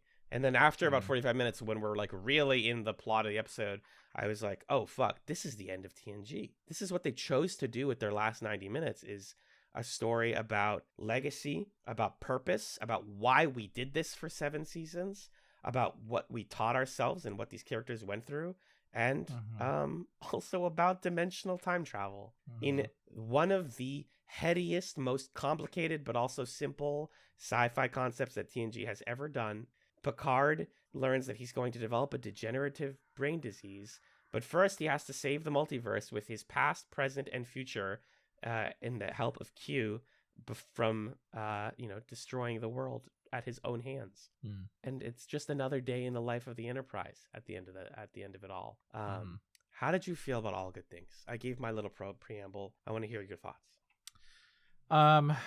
Well, look, I think part of how I answer that question kind of just depends on whether I want to take a glass half full or glass half empty approach to this episode. Yeah. I think it was built up to me too much, to be honest. Agreed. This is my version of analyzing it. That's like my glowing review of it as a finale to Star Trek TNG. I think what this episode understands and communicates really well is that Star Trek, and really TNG specifically, and also the way that it builds on the legacy of TOS, because really this is a finale not just of TNG, but a finale of like this era, this particular era or approach to what Star Trek is about, right? Yes. Because Deep Space Nine is doing a much different thing. Deep Space Nine is not an exploration show. It's not a boldly go where no one has gone before show. It is something different. And so All Good Things is talking about, well, we have boldly gone where no one has gone before. And what did that all mean? And I think in that respect, this episode does a pretty good job of taking a look at that theme and thinking about, well, what does it mean to explore and expand our understanding of the universe? Ultimately saying it's not about like adding things to our catalog of what's out there. It's about proving that we can think in new ways. We can conceive of things we never would have conceived of before. And so there's this fun kind of metatextual thing of like the problem of the episode, the thing that we're trying to stop from happening, only exists because we were looking for problems to solve, kind of. Right. And so it's a problem that sprung into existence because we looked at it and then we figured out how to solve it. On the surface, like Picard didn't save the world, so to speak, because he was the one who endangered in the first place. Correct. But what he did was he like solved a problem that had never been solved before. And this episode is trying to make the point that like doing that imagining that in and of itself is a transformative experience. You there on the couch, you have not solved something. You have not gone forth and changed the world, but you conceived of a thing that you didn't conceive of before. Right. You have thought and imagined things that you would not have thought possible. That in and of itself is a transformative experience. And I think that's a really cool thing to communicate. And I think also the episode does a good job of throwing in a little bit of, oh, and by the way, appreciate the people who are with you now and the community that you have now, because all good things will come to an end eventually, but all good things ... are still happening right now. So you can go play poker with your friends and have that lovely moment that Picard has where he kind of sadly remarks, I should have done this years ago. So I think the episode does a good job of communicating both of those things, which to me are like the most important takeaways of TNG. Yeah, everything else that this episode does is like good performances, tons of obscure callbacks, and payoff for storylines that we've been following for the whole show. That stuff's all really great and good. But it actually reminds me a lot of Sleeping in Light, the Babylon 5 series finale, which, obviously, without getting into the details of it, Sleeping in Light, to me, is this is so controversial, guys. I'm so sorry. Is a better series finale because it's not about one final adventure. 100% agree. I don't find that controversial at all. Thank God. It's not about one final adventure. It's just like, let's turn the lights off. Like the fact that we lived long and I'm going to start crying.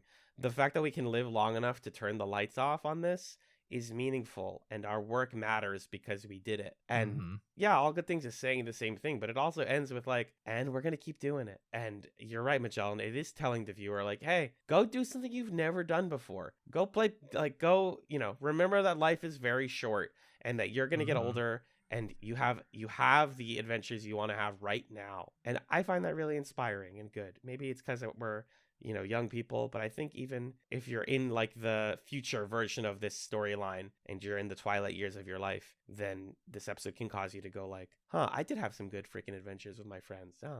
And I can go into, you know, the afterlife or whatever you call it, satisfied with what I did. Because that's what Q's test is about, is like, was this worth it? Because what the test for humanity was like, can you guys, like you said, can you guys experiencing something truly unique, so truly beyond what you guys are doing? Are you not a barbaric inferior species? And Picard says, we can be. Right. Yeah. Q he dips his hand in the pile of goo and he says, essentially, like, is humanity any different from this pile of goo? Right. And the episode is kind of doing this cool look in the mirror meta thing of, well, why do we tell science fiction stories? We make up problems, complicated problems, so that we can make up complicated solutions to them. Yes. Is one way of looking at it. Why do we do that? We do that so that we can imagine. Why do we imagine? We imagine to go beyond being a pile of goo, right? Right. And I think that sentiment is really moving to me, and I really appreciate that the episode goes there. I think some of my hesitation with like raving about it at first is the episode's a little long. It's a little slow. I've never loved Q episodes, so I definitely don't love that the series finale is like, we're gonna do the fucking worst part of episode 1 again. Of the worst episode of the show, yeah. Yeah. But Q's also chewing the scenery here and like tenderly whispers in Picard's ear, and I wanted them to kiss so bad. Meow, meow, meow. Oh, that was hot. Yeah, that was nice. So it was good. To me, this is an A tier episode, I'm sorry to say. Oh, Magellan. But I know I'm wrong. I don't know. I love Q so much. You don't understand.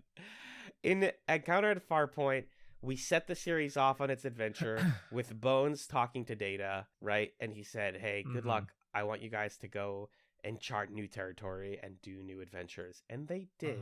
They went through different dimensions. They swapped bodies. They dealt with bug problems. They did every single sci-fi premise that they could. And they came out the other side and said, that was interesting. We learned a lot. We grew out of this. And the viewer comes out of it and says, maybe the Federation isn't all so good. Maybe I should cherish my loved ones more. And I think like those takeaways are important enough to make this episode an S tier for me. Yeah, that they send off TNG with the right message and the right understanding to go further into the Star Trek world. And if you want this to be your only show that you ever watch, you're satisfied. Everything resolved. Yeah, and you know, I like that they do some very tasteful reincorporating of Tasha Yar. They've got Samuel O'Brien in there. And then they, in the future, you know, some people are dead, Deanna's dead, like that kind of stuff. Right. To help drive home how much has changed over the course of the 7 years of the show, despite how samey it can feel sometimes purposefully. Like that's sometimes what television wants to do. It wants to be consistent and make you feel like you can come home to it. But also characters have come and gone and the cast has changed, and like what you have is not going to be forever. And so like take advantage of who's with you now and enjoy it. So I like that. And also Andreas Katsoulis is in this one. Magnificent. You got to give it up for the GOAT. He's hamming it up so much to the max. Yeah. It made me miss the season 1 cast. Like in the season 1 outfits, like Worf with the short hair and Tasha Yar and the way that the bridge used to look. And I was like, God, I was a different person back then, wasn't I? You know, like the top of this episode, we talked about how different we are since TNG, since TrekChatz 6. And it's like, well, actually, since TrekChatz 1, like, yeah, life has transformed. And I think what's so important is that All Good Things centers it on Picard, this character who is very open-minded and observes the world with a inquisitive and he views the world with wonderment. You know, he allows himself to be astonished. And so in the past, he is smarter than everybody else. In the present, he is in a rush to figure things out. And in the future, he is an old man on his last legs who just wants to do this one final thing before he goes out. And I think all three of those plot lines converge really nicely. I got a little emotional when all three ships parked next to each other. And I was like, oh my God, it's happening. All the plots are here.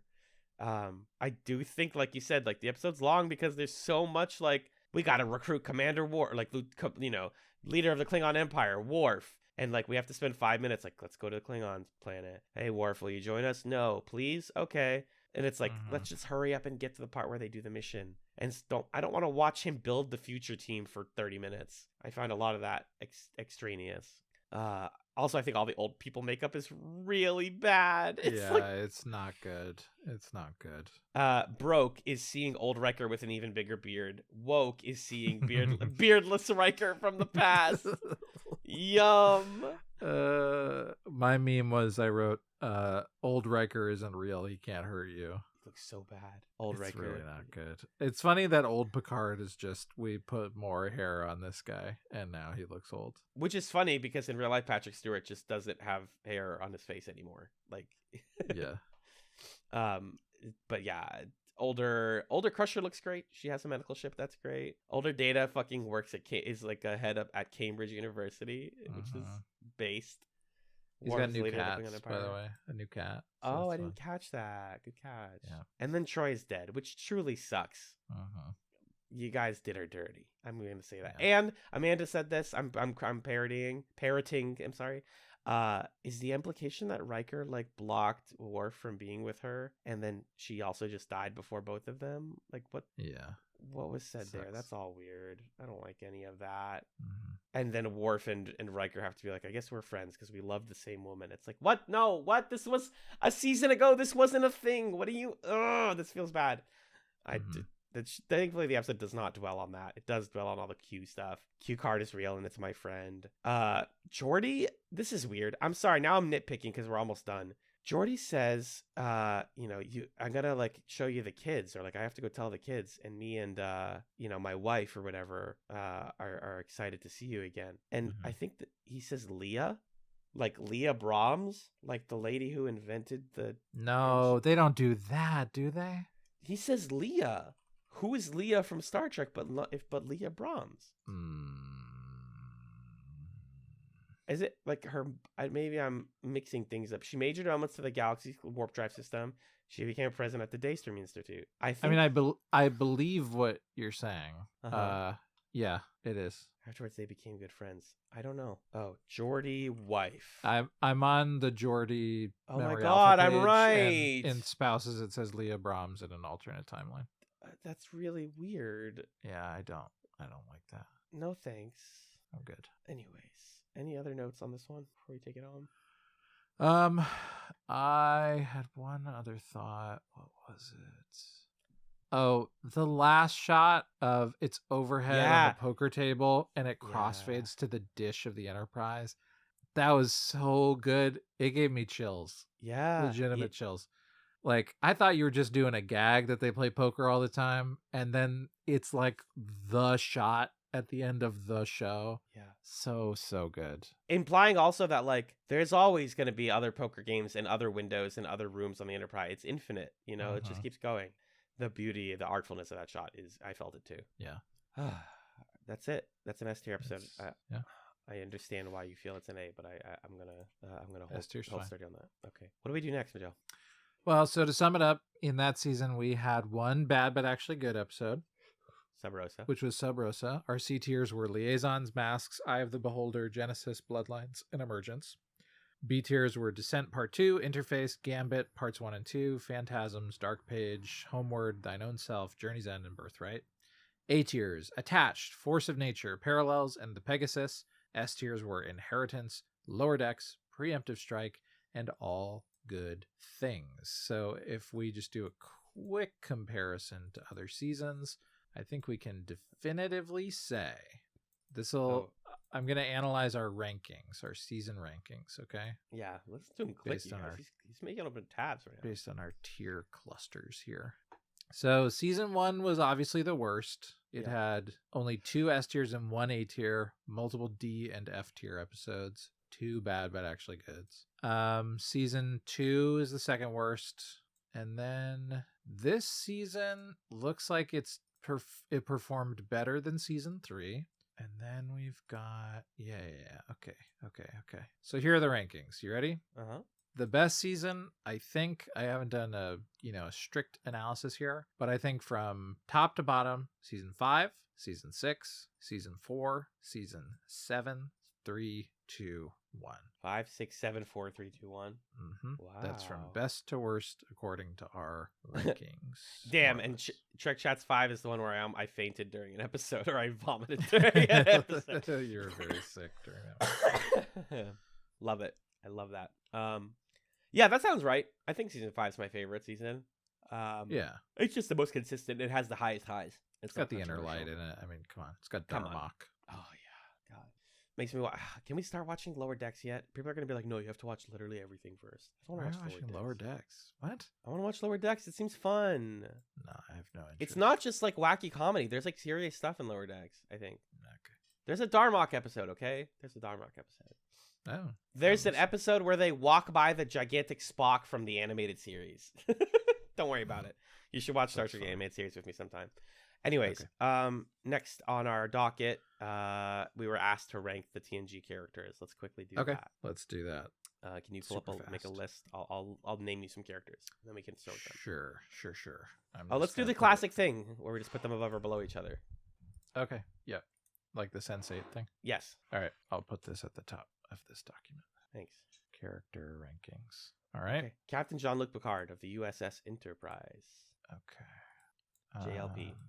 Yeah, Charles Xavier. Okay. Jean-Luc Picard. Yep. Commander William Riker. Better or worse than Picard? Worse. What? Right. Tough. Get out of here. That's tough for me. I like Riker, but this season he was not super interesting, unfortunately. Yeah, I agree. I don't mean to hate on Jonathan Frakes. Dr. Beverly Crusher. Better than Riker, I think. Yeah. Yep. Oh my god. Lieutenant Commander Data. Better than Picard. Yeah. Counselor Who's Deanna that? Troy.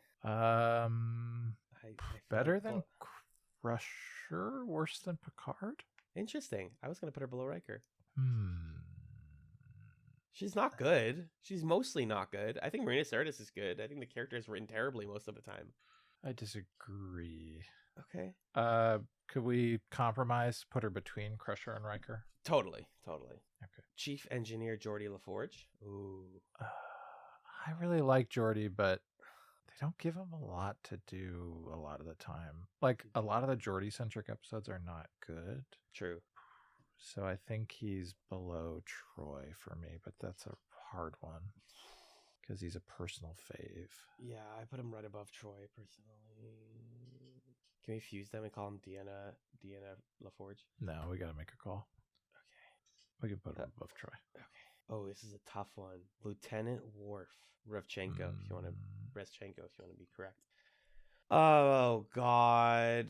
Right below Picard, but above Beverly seems right to me. Yeah, I'll take that. This is hard, guys. This is really hard. Wesley Crusher. Below Riker, but just because this is a tough field. Yeah, you're walking amongst giants here, buddy. Yeah. We don't hate you though. Lieutenant Tasha Yar. Below Riker, above Wesley? Yeah. Just because there wasn't a lot of her, but I love Tasha Yar. Chief Miles O'Brien. I'm excited to see more O'Brien on DS9, to be real. The stuff I've heard of him on DS9 sounds pretty great. I hope Keiko comes with on him. TNG, I don't remember him that strongly. He had like the one episode where he hated Cardassians. Yeah, the Cardassian episode, right. I would put him right above Tashiar for that one because that's a really good performance, and I like Colmini a lot. Sure, yeah, I'll go with that. Guinan, the being known as Guinan. I love me some Guinan. Above How Troy, about- below Jordy. Oh, I was gonna put her higher. Okay. I was gonna put her right above Picard. Whoa, below Data? Whoa, easy. Uh-oh. You know, the Cop No, Rise we and put her can- above Worf? Below Picard? No, I she can't put her shouldn't. She shouldn't go that high. We could put her. Let's put her below Deanna Troy, just out of respect to Marine series. her stealing Deanna Troy's job. Sure, yeah, that's true. But I love Guinan. I know what you're going to say for the next one, and I agree with you. Lieutenant Reg Barclay. Barclay, number Above- one. Above Data. my dude. Yeah, above Data. That's for sure. Yeah, this is our ship post, so we can put Reginald Barclay up there. He can't stop us. Two more. Catherine Okay. Pulaski. Who? The doctor that replaced Beverly for one season. Oh yeah, Dr. Pulaski. Season 2, baby. I wonder if she's really racist against Data. Yeah, I forgot about Dr. Pulaski. Let's go ahead and put her below Wesley, huh? No. Yeah, but I liked her. I'm Yeah, a she was Pulaski defender. I'm not. Okay. I think she's fine. She's better than that we were told she would be, as are most characters, but still not like amazing.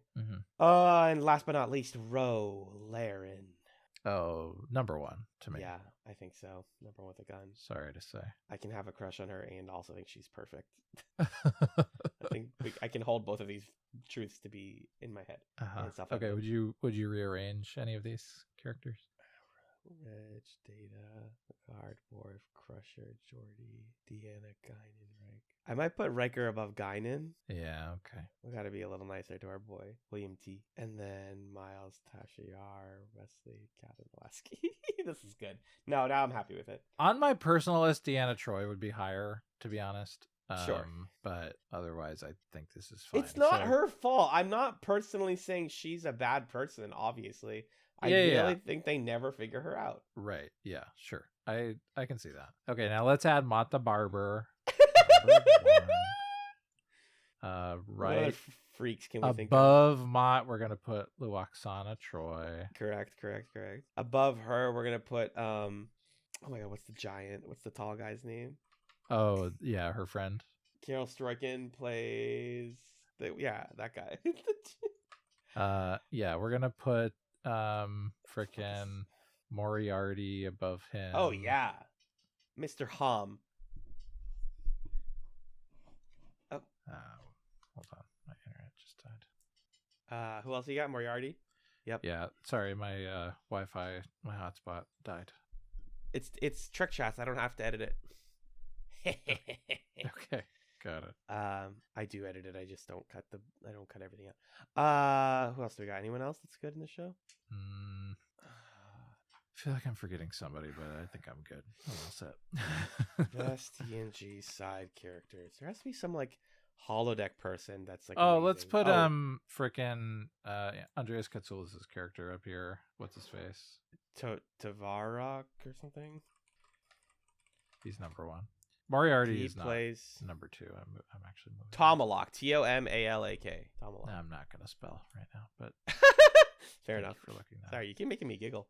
Okay. From the top, we've got Andreas Katsoulis, her friend, Mr. Hom, Luoxana Troy, Mott the Barber, Ro Laren, Reg Barclay, Data, Picard, Worf, Beverly Crusher, Geordi, Deanna Troy, Riker, Guinan, O'Brien, Tasha Yar, Wesley Crusher, Catherine Pulaski, and Holodeck Moriarty.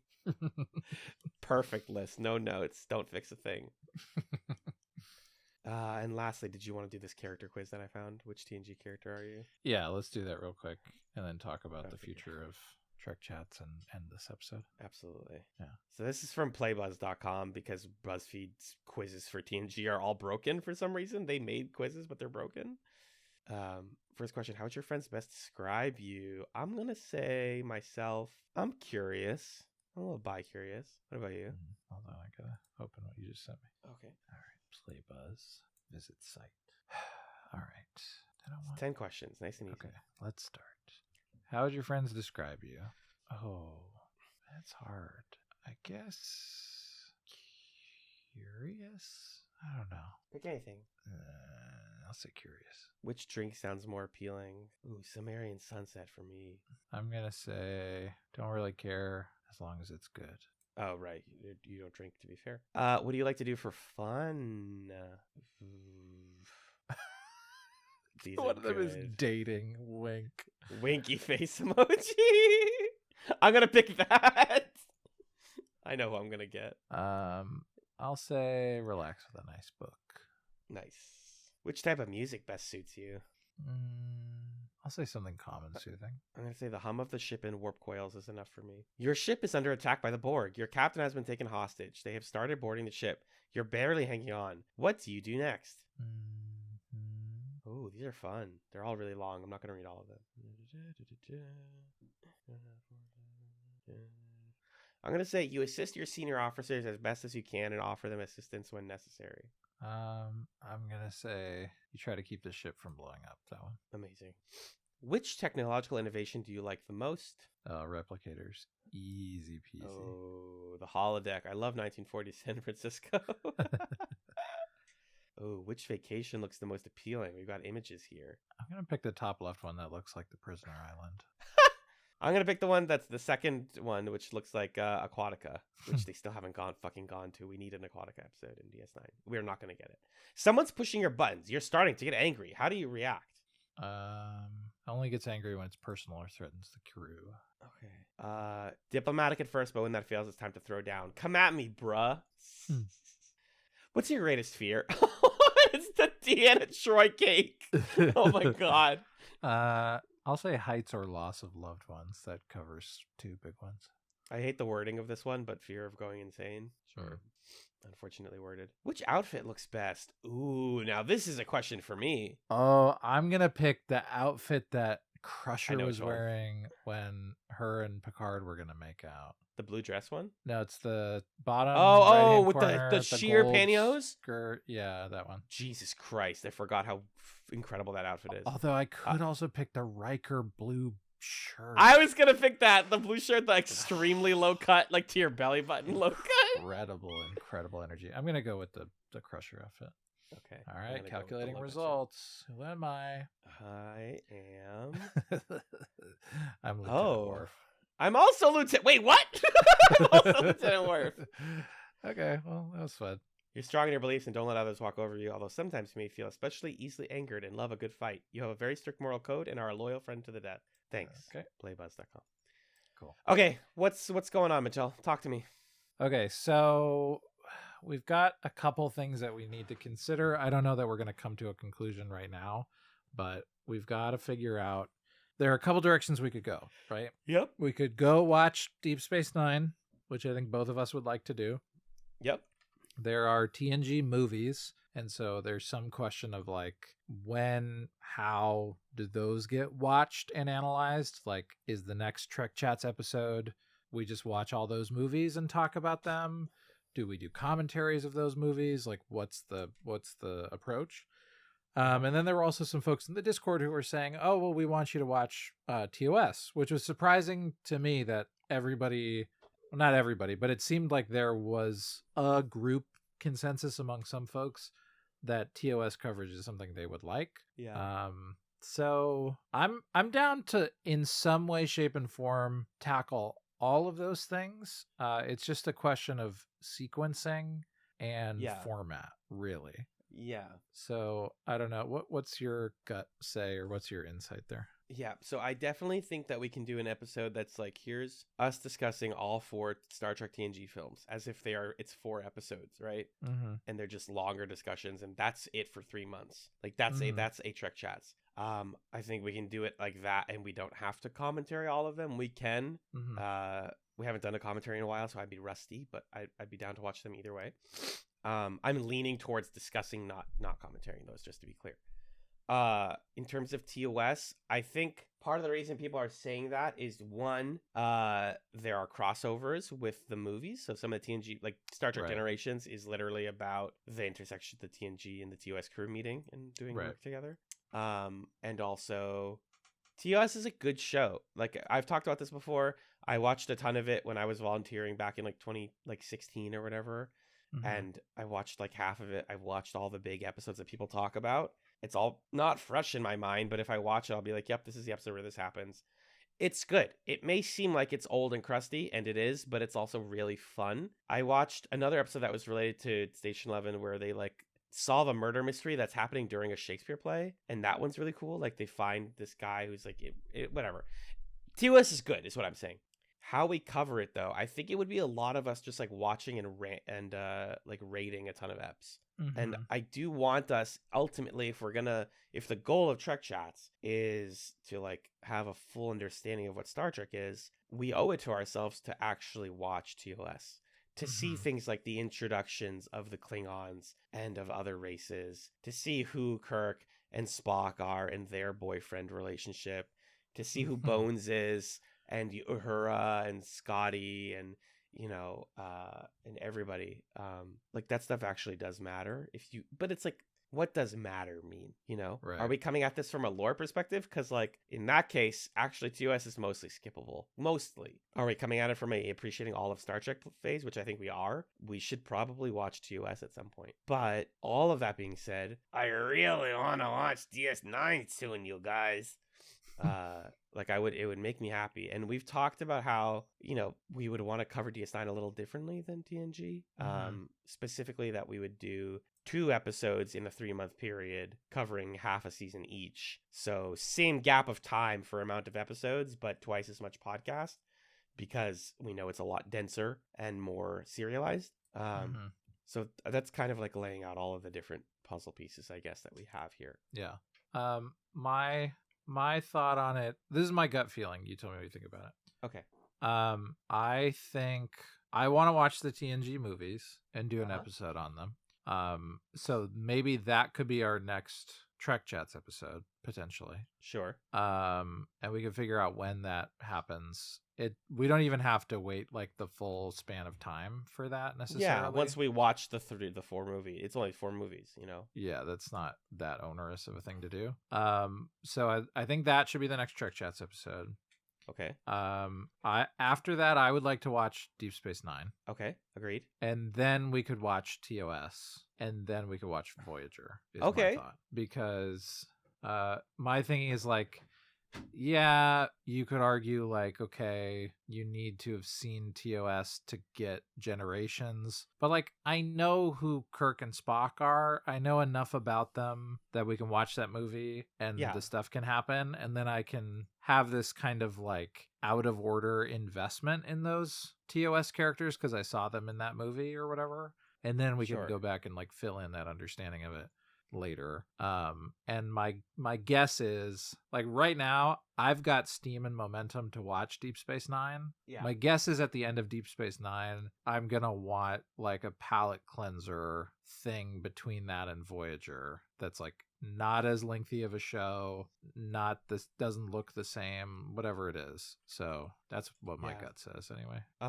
Yeah, I guess my only hesitation is like we're kind of punting TOS to like future Allen and Magellan's duty, which is fine. They are gonna want to watch it, and you're right. Like and also like DS9 is a sequel series to TNG. Voyager has only crosses over with DS9 in the first episode, which we saw, and we were like, "Yep, that's what's his face, Cisco." Okay, that's all it has to be. Voyager is self-contained. We don't need to have just watched DS9, but I think TNG leads beautifully into DS9 and should be watched sooner than later while we still care. Yeah, right. So I think that's a solid plan. We could also like watch some of Deep Space Nine and then watch TOS or something like that. But yeah, my feeling is I really want to watch Deep Space Nine, like for my own enjoyment of enjoying the things we do for the podcast. yes, same. And if I had to watch, how long are the TOS episodes? Are they full 45-minute episodes, or are they? Yeah, they're half 45 hour? hours. Yeah, like I don't want to watch 70, 80, 45-minute episodes of that show right now. And I don't want to wait. I want to reiterate to you, I don't want to wait it's- 9 months to watch Deep Space Nine, is how I feel about it. Absolutely. I promise you. I agree with you. I promise you TOS is better than you think it is. I don't think it's bad. Like, some people in the Discord were like, Magellan doesn't even understand what it is. Like, I get it. I'm sure it's good. I don't want to watch an old ass crusty show of sweaty guys right now. Oh my god. It is that. But it's good. It's well written and it's fun and interesting and they have good like meaty, thematically rich plots. That's what I'm going to say. Okay. I believe you. I want you to look forward to it when we finish DS9. How about that? No. I am, to be clear, Okay. I am looking forward to it. Great. If we watched it now and it was the thing keeping me from watching Deep Space Nine, Yeah. I think I would resent it a bit. And I don't Yeah. want to have that like artificial resentment of it. Is kind When of we where I watch stand. it after DS9, it'll be the thing we're watching and we'll enjoy it and take our time with it and Yeah. crunch into it. And we'll enjoy Trouble with Tribbles, which is a fantastic episode. Right. That's my feeling about it. So for next time on Trek Chats, in order, the Next Generation movies go as follows. Star Trek Generations, 1994. Uh-huh. Star Trek First Contact, 1996. Star Trek Insurrection, 1998. And then a little bit of a gap, Star Trek Nemesis, 2002. That will basically also set us up to then watch Picard on our own time if we want to. There is Voyager stuff in Picard as well if you want to be annoying. 709 is in Picard. I'm just going to say that. But you don't like, you know who 709. She's Borgy. That's all. But Generations, First Contact, Insurrection, Nemesis for the next time on Trek Chats. We're going to watch some films, you guys. They're going to be weirdly like high def. And they're gonna be interesting, and probably some of them are bad, some of them are good. There's Borg stuff to look forward to, and then didn't you say you saw Nemesis and you like as a kid? And Yeah, I've seen Nemesis at least twice, if not 3 times. What? You've seen the Tom Hardy starring vehicle Star Trek Nemesis maybe 3 times. It's not good. It's not a good No. movie, but I've seen it multiple times. But maybe you'll like it more now that you have watched all of TNG. We'll see. Anyway, so that's the next Trek Chats. We're still figuring this out on our end, scheduling wise. What you're gonna hear next week. If we can make it work, we want to watch the freaking Babylon 5 thing that they released with friend of the podcast Charlie to do a classic B5 commentary episode where Charlie has never watched Babylon 5 except for the movies. If scheduling wise we can't make that work, are we just going to do this TNG movies thing next time? 4 movies in a week, huh? 4 movies in a week is kind of a lot. That is a lot. What about 2 movies in a week? Yeah, we could do that. And we do the first 2? Yeah. Okay. I think that's exactly the play. Okay. So next week, you'll either get a commentary of us doing the B5 thing, or we will watch 2 of those movies that we discussed and talk about them. We'll get one of those things. Couch Madness. And then it's back to Couch Madness. Hell yeah. Or you'll get the B5 thing, and then we'll do an episode of the 4 movies, sometime down the road, whenever we decide we want to do it. When we've seen them, right? Once we've watched them. Yeah, exactly. Mm-hmm. Cool. Great. Okay. Well, should we do the plugs and get the heck out of here? Let's do it before we get kicked out. Okay. We've rented out the studio space for hours. Yeah. So thank you as always for listening to the show. We really appreciate it. You can get in touch with us in a few different ways. But first, Alan, I want to know, what other podcasts do you do? Where else can we hear your voice? All that stuff. You can hear me on scanlinemedia.com. I'm on the Garnet Wager. I'm on the Creature Quorum. And I've been on recent episodes of Novel Not New. And I'm on past episodes of Usal Anime over there, scanlinemedia.com. You can also hear me every other month on Talking Marketing, an AMA Boston podcast where I interview marketing people about their jobs. What about you? You can find me on another podcast with my friend Justin where we talk about video games related to the Super Smash Brothers franchise. It's called Super Smash Echoes. Check it out. You can also read my writing on notthatmagellan.substack.com. You want me to hit you with the chat plug zone? Oh, sure. Yeah, I'd love that. I'd love to. If you have questions, comments, or emails for us about Star Trek or other chats things, we are chatspot@gmail.com. We are at chatspot on Twitter/X. We are Chats, a television podcast on YouTube. And if you like the show, you can support us in a few essential ways. Rate us on Apple Podcasts and Spotify. Support us financially at patreon.com/chatspot.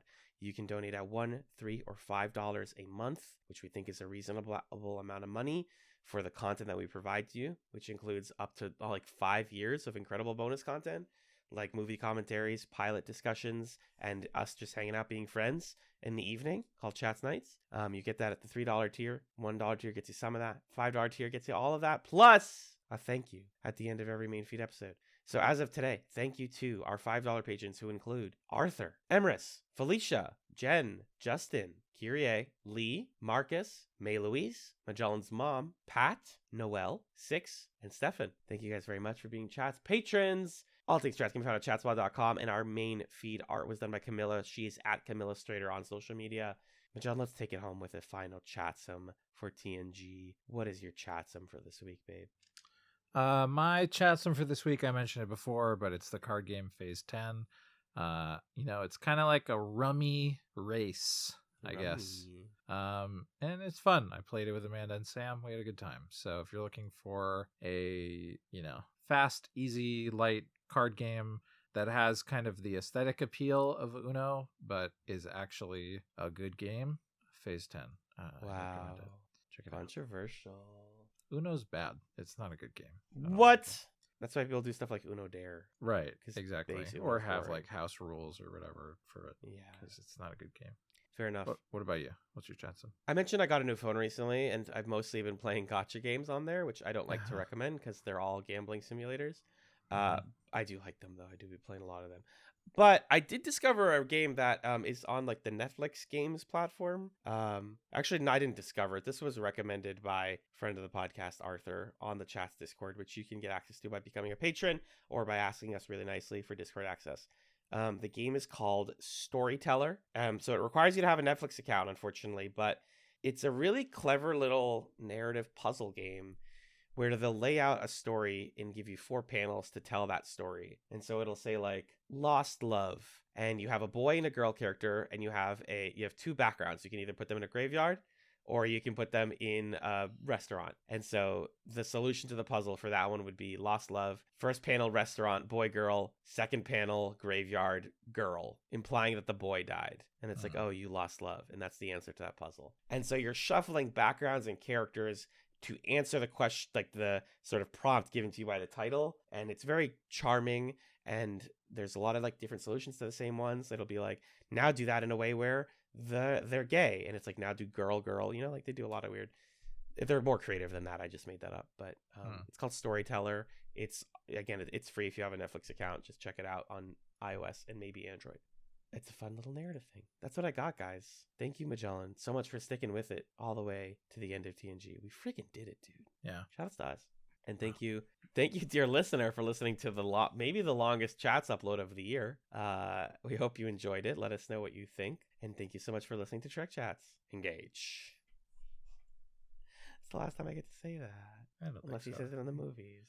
I think other captains probably say engage. Oh, good.